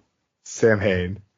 Sam Hain. They yelled that a lot, too, if you listen to the commentary. They're always like, Sam Hain, or some win, or some bullcrap they were talking about. Sam Hain. That's what I'm calling it now. What's the worst match of the year? This show started to make me depressed, though. The more we talk about NWA. Worst match of the year is actually pretty on topic. It is the Hell in a Cell ends in a DQ award for the worst match of the year. And that goes to EC3 versus Tyrus. So there's my NWA plug. Yes, that's my pick too. Yes. I love you. Hey, I'll let you take it from here on the NWA fucking criticism because I love it. Did you watch it? Yeah, it was. Okay, now you have to do this one because I've said enough about NWA. I want to hear your thoughts on what the NWA has presented us with this epic bull rope match. This was like,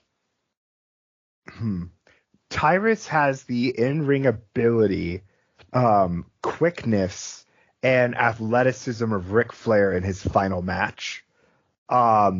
This is a haunting fucking imitation of pro wrestling. It's like when you go to a dollar store and you see like a John Cena figure that like looks kind of like John Cena but isn't, and it feels like it's from that just separate reality where everything's like a step to the left and just kind of wrong. This is a pro wrestling match where I think if you showed it to someone as their first ever match, they would think that pro wrestling is perhaps I don't know, the worst fucking thing in the world. It'll make them think less of you as a human being, and then you watch this. Yes, and it's not even the so bad it's funny. It's the fact that this is their 75th anniversary show or whatever, and it is headlined by the atrocity and mistake that is Tyrus. This guy went from calling his mama to needing to fuck off, and I hope that now it seems as though he has. So if there's one good thing that has come from this match, it's that Tyrus may never enter a pro wrestling ring again. So did I hit all the notes there, Dylan? Anything you'd like to add? Well, you made a great point about it being the anniversary show. And that kind of making it even worse. Like at the end of the day. Do you know what the cage match rating is for it? 0.89. 0.78. Fuck. Oh. I voted it 0, so I just tried to add another 0 to it. So hopefully it dropped it down. Yes, 0.77 now. Woo! Live on the air, baby. Live on the air, we're tanking it. Everyone, hurry, run. No, I'm kidding. Yeah, they don't need our help with this. Let's see some reviews on here. The latest one we have, somebody wrote this just today. Somebody reviewed this match on here. Ladder match. This has to be the worst match in the history of the NWA title. I would rather be waterboarded than watch this fucking abortion of a match again. The NWA is a complete fucking joke under Billy Corgan's leadership. Just pull the plug now. Ladder match. Just strong words. Plug now. Oh my God. That's a good, like a very good review, I would say. Like very true, accurate. Let's see. We got some other ones here. Felipe Talks Wrestling. 0. -5 stars. He puts it in quotations here as well. So he went below 0. He wants it to be -5 here. I finally watched this masterpiece to end up the year in a good fashion. And I think it's a great pick for my first ever negative rating here. What a complete aberration. Outrageous performance by both participants. It's real. Like, it happened. I know, we watched it. This is legitimately the worst match I've ever seen in my entire life. And it's not being topped. I felt sad for both guys and could not even laugh. Wow. So the thing about this match is, the match is horrible. Like, there's no question about that. The build-up to it was horrible. If you remember, EC3 swore that they would have the greatest NWA title match of all time. So you knew it was going to be horrible, like pretty much. But they took it to a level where, like you said, Tyrus, what he does is not even wrestling anymore. It's like just trying to survive, trying to remember, can you remember running from one end of the ring to the middle of the ring and falling down? I think there were times he forgot about that. He blew the most basic of spots. He either couldn't remember or he couldn't physically do it. EC3 added nothing, and it really was just a tragic end to the Tyrus title reign. It's great that it's over, but what about was it worth the price we paid during it at the end of the day? I don't know. Let's get some other fun reviews here. Lizzie the Lizard. This match was so bad that I willingly created an account for this service to merely review it. And hopefully after the 7 days rating block, give it the 0.0 rating that it deserves. Tyrus proves that he's washed up with this match and rightfully authors the final chapter of his wrestling career. EC3 barely being able to DDT him was a net negative, and with Tyrus at certain points being immobile, being unable to get into the ring, I don't think anyone has benefited from watching this. And if I could introduce a new wrestling fan to wrestling, I would specifically tell them to avoid this match at all cost. Not only is this arguably, quite possibly, even objectively, the worst match of the year, I would consider this to be the worst match that I've ever seen. Not far off. No, all of those things are facts. Minor Smile 09. I genuinely can't believe I took almost 20 minutes out of my day to watch this match. I relate to you. I didn't pay for this event, and I still feel like I want a refund. Not even just a monetary refund. I want to punch Father Time in the face so he can give me back my 20 minutes. -5 stars. Oh my God. There's more fun to be had. Everybody go to the NWA 75 Tag 2 page on NWA.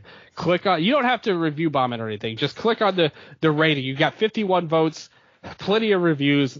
It's going to brighten your day reading them, I promise. But a great pick on both of our parts and the fans. So I think universally agreed. As Lizzie the Lizard said, objectively the worst match of the year. Any other vote would be wrong for it. Except for that match where the guy shoved a needle in his dick. That might be the number one worst. But I wasn't going to watch that. What's next? Next up is the Bastion Booger Award for the worst in-ring wrestler. Bastion Booger. I think to me, it has to be Tyrus. Same. It's also Tyrus. Like, it's just, if you think about someone who has absolutely no redeemable qualities, it's Tyrus. I know you wanted to give all different, spread out the awards and all that, and it's somewhat admirable. Maybe not completely factual, but admirable, and I appreciate it. But if you had gone with someone else for this award, I would have been so disappointed that you let me be the only one to vote for him as the worst wrestler. If he doesn't win every single worst wrestler award, I don't care if it's The Observer, I don't care if it's a podcast, I don't care if it's people in the industry, I don't care if it's people on Fox News. even they should vote for him as the worst wrestler of the year. And I look down upon anybody who chooses to vote otherwise. Irredeemably bad. And I'm so glad it's over. But let me ask you this, though, about that before we move on. Were you as emotional as Velvet Sky was when he retired? She started crying. No, unfortunately not. And they were like, "Oh, it's so well deserved," because and some people actually chanted for him at the end. Some of the 200 people or so in attendance, they started to chant for Tyrus, and she started crying. And somebody said it. Oh, I don't know if it's Joe or Tim Storm, but they were like, "It's so well deserved for a champion like him." Poor Tim Storm. Now that's Cap. He knows better. Even Bastion Booger should be embarrassed to be mentioned in the same sentence. That's the thing is I would have named it the Tyrus Award, but I literally do not want him to have any good point. in this. So next up, Dylan, this is your award. Yes, Andre's a giant panda. Woo! So this award is basically like a Wrestle Crap award. Something that sucks and is objectively terrible, but also makes us laugh. Which some of the stuff that we did talk about did make us laugh. I will say that. I will give them credit for it. But this is like a fun award. This is like the one award that you could win and not be ashamed of, pretty much, if you're a wrestler. So with that said, would you like me to start, or would you want to do the honors of Andre's Giant Panda's award that I've named in his honor? This is your historical award, so please take it from here. I think there are a lot of great candidates when you look at it this year. Even in AEW, some people may have been amused by some of the Cole and MJF stuff that they did. They might consider that as a part of this award, like a fun, bad type of award. I think back to NXT when Roxanne Perez was working her anxiety attack gimmick that they had. And how they used a fake Shawn Michaels that they had to shoot from behind him and make it look like, because they probably weren't there at the same time. They would cut to where she was standing in front of a guy. We could only see the back of his head. That was not Shawn Michaels. And then they would cut to Shawn Michaels, the real Shawn Michaels, cutting a promo in response. And it made for one of the worst acting segments of the year. I think back to Harley Cameron and her rap music video that she had on the Acclaimed. Another one of those AEW ideas that died after a week, mysteriously. Maybe even Harley Cameron again, wielding the knife, threatening to stab people with it. That's pretty kooky. That's kind of fun. But in the end, I had to go with an award. I had to go with the one that made me laugh, and I already said it earlier. Uncle Howdy jumping off the stage for no reason. Missing LA Knight. It made me laugh so many times. I watched it so many times over and over, and would do it again. Much like the good old days of WCW in 2000, Great American Bash, they once had a match to set Sting on fire on top of the stage, on top of the Titantron. And they put a fake Sting in. They set him on fire, and he leapt off the stage for no reason. Here again, Uncle Howdy brought back those memories and leapt off the stage for no reason. It was so funny to me. And I regard it with the most respect and love. Congratulations to Uncle Howdy. Congrats, Uncle Howdy. I, first off, shout out that your Harley Cameron memory made me remember QTV and Hobbs. My God. But that was for me, bad. That's bad. I hope this one isn't, misconstrued as rude because the person here did suffer an injury.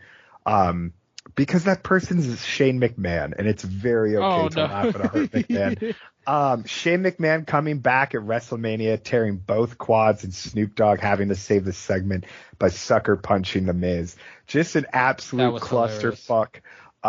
Just hilarious all around. The clip, like father, like son, history is the 6th cycle violence against the McMahon squads. And this was fucking hilarious, just ridiculous.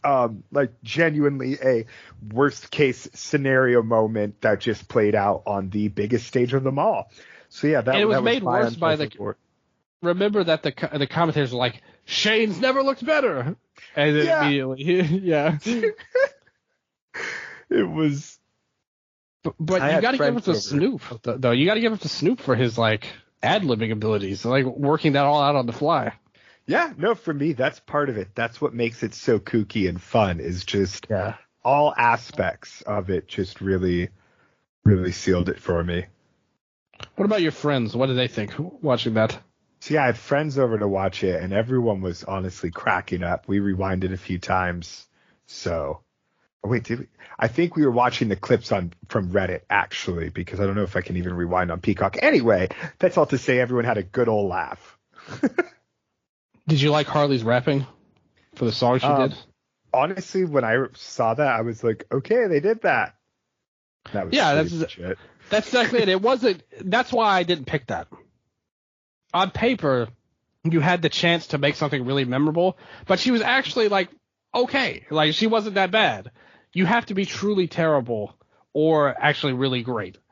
And like her lines were not at that level, but it did happen, and it was a dumb idea that only lasted a week, so I had to mention it. But definitely the Shane McMahon thing was a great pick as well.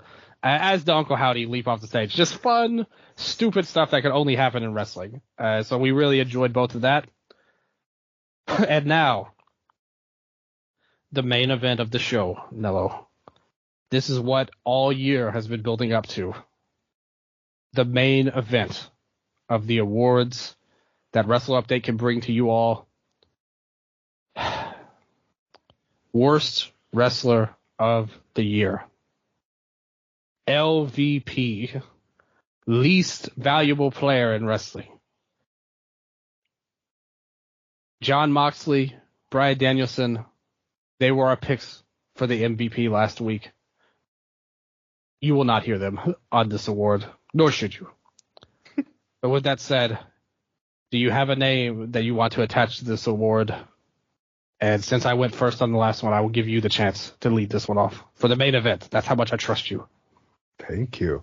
It's an honor entering the ring first. Okay, or through the curtain, I should say. First ever LVP in Wrestle Update history. You will be the one to award. First ever LVP.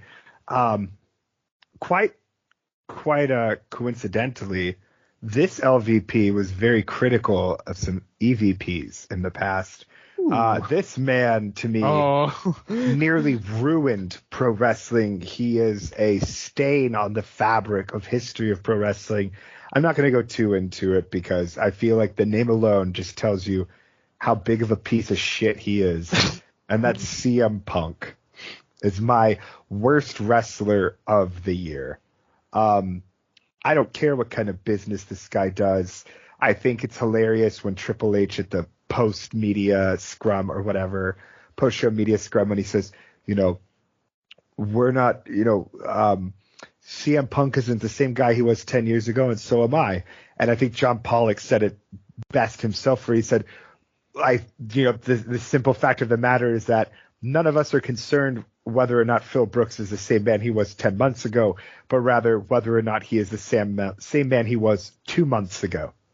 And the whole revisionist history, someone that was so critical of the place he's wound back up, has literally become his own fucking punchline. So, yeah, one Bill Phil. What about Chicago guy on his return? Chicago guy? Yeah, the guy kept yelling Chicago because CM Punk was like, "Whose town is this?" And then he went Chicago, God. Chicago, Chicago. And CM Punk was like, "What?" Like looking around at him. It was funny, dude. I love that guy. Shout out Chicago guy.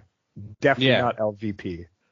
No, MVP of a down season. I guess. You couldn't let it go, Nello. You will give CM Punk the Worst Wrestler of the Year award every year he wrestles from now on. It's locked in. No, I mean, I don't watch anything he does anymore. Like, I just skip his Raw shit. So thankfully, unless it's like he does an XPW level thing where it comes across my feed, it's just so morally reprehensible. I feel like he's safe just because for the simple matter, this fuck doesn't exist to me anymore. So yeah, I can't wait to talk about his Royal Rumble performance next week. So yeah, we will. We will. We can't escape him forever, but we will talk about it. I say that. Yeah. Maybe you'll live again. Like he will breathe new life with you. He'll have so much heart. His performance will be so strong that you just can't resist. You just, it's like a reaction. You can't even control it. Those arms go up with that skull and crossbones X pose when he comes out. Check an Exorcist if that happens. Their promo on Raw the other week with him and Drew was awesome in that promo, to be honest. Like saying, like, because he was like, I'm not a demon, I'm the devil himself. And Drew was like, well, I have to exorcise you. Then Drew, I love Drew. Punk definitely, in terms of like reputation and harm done to a company, you could definitely, like, there's a legitimate case to be made for that. Obviously, like his WWE run, he did move business and all of that. But for all of the negative that he brought to AEW, you can't just overlook that. And his work wasn't that great either, although I do think he had a good match with Joe at the end, at the All In. I'll give him that. Otherwise, leading a show with Collision, he alienated the locker room, caused so many problems. And I think a lot of the company turning around at the end of the year is also as a result of some negative influences going away.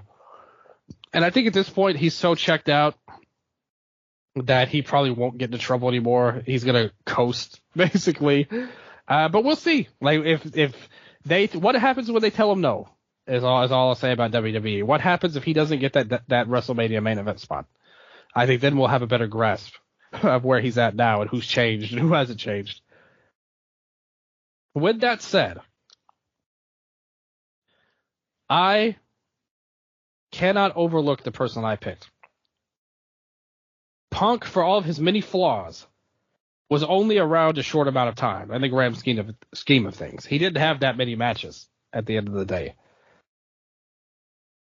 And Tyrus, for all of his many flaws, how would anybody draw as NWA champion? It's not like anything's changed with EC3 as champion. He just was spectacularly bad at it.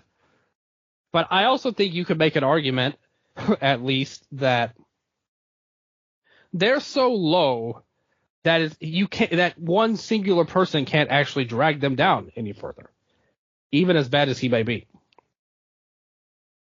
So when I looked at LVP, I looked at a promotion where they had some moments. They had some big things. We mentioned them last week on the Best of Award show. They had guys coming on the rise. Multiple people. Title matches you can point to that were really good.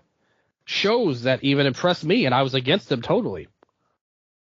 But to me, I think that Blake Christian is such a bad champion for GCW.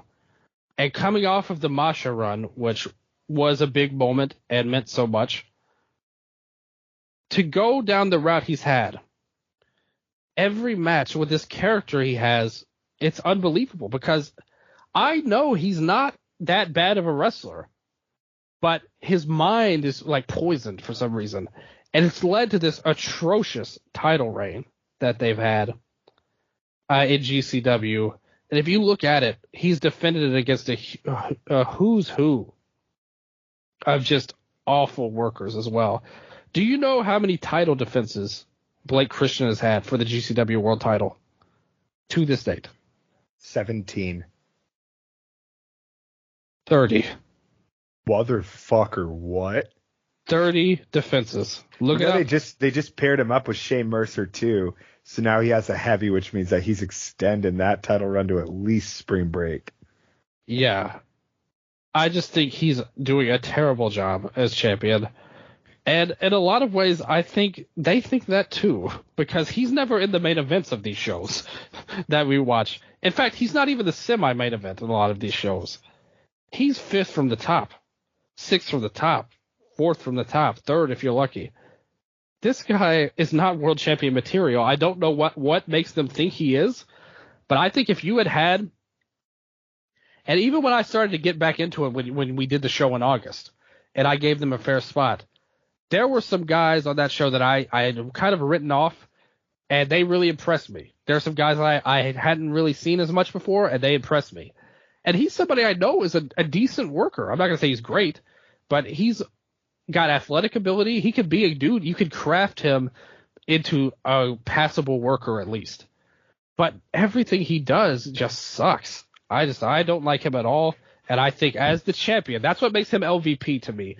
He's not necessarily the worst wrestler in terms of the in-ring, but the overall package and being the champion and everything about him, to me, I think he's a real dark spot on that promotion right now. And if they had somebody really good, really exciting to be the champion, I think that we would be hearing more buzz about them going into the year this year. And maybe it'll all work out for spring break and all of that, but I don't think he's done the job as champion. Dude, I think it was Striga, maybe one of the Euro boys. Shout out Euro boys, who was at the GCW Germany event, and they're like front row, and they just post this video of Blake Christian, and he basically runs to do a dive, stops, and flips off the crowd, right? Yeah. And to get heat, and then afterwards he just runs back and does the dive anyway to get his shit in. And it was just that video with the caption of something like, "This is the worst wrestler in the world." And I was like, fuck, it's so true. Fantastic choice, left field. He is such a world champion. No, I mean, he's such a fucking awful world champion that they honestly might as well not have one right now. And GCW, if you want to argue, maybe the ultraviolent champion is bigger, but still, then why call it a world champion and not just the GCW champion? I don't fucking get it.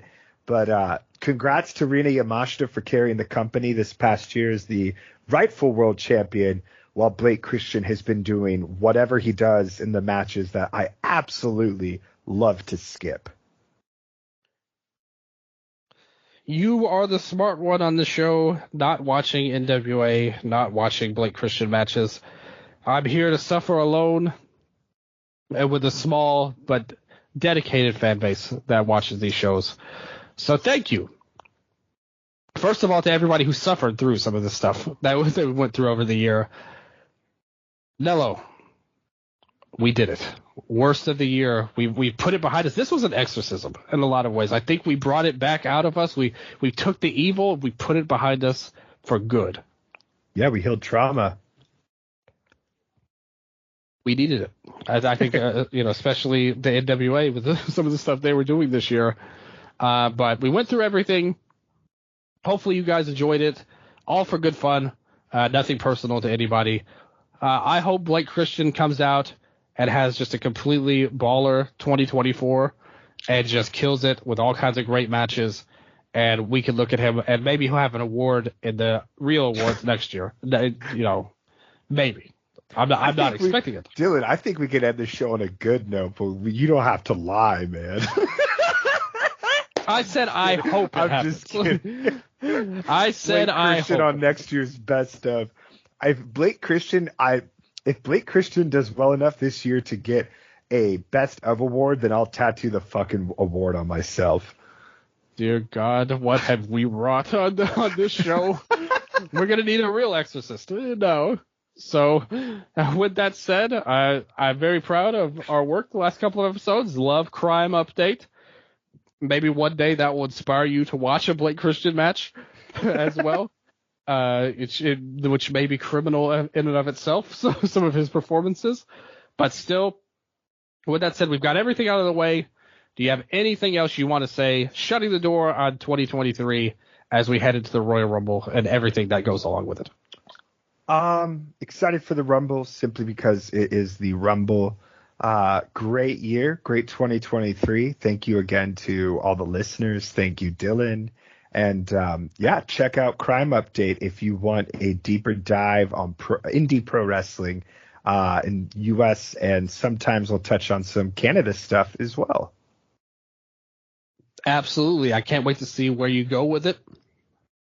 I am going to continue my journey through the indies as well. And so we will get it together, do some great things in the future, and have a lot of fun, most importantly. That's the main thing. Always got a lot of love for everybody out there. Always having fun with it. And, man, I can't wait to continue on. Wrestle Update 2024. Let's go. Let's go. So with that said, as always, you know I love you. You know we love you. And until next time, this has been your Wrestle Update.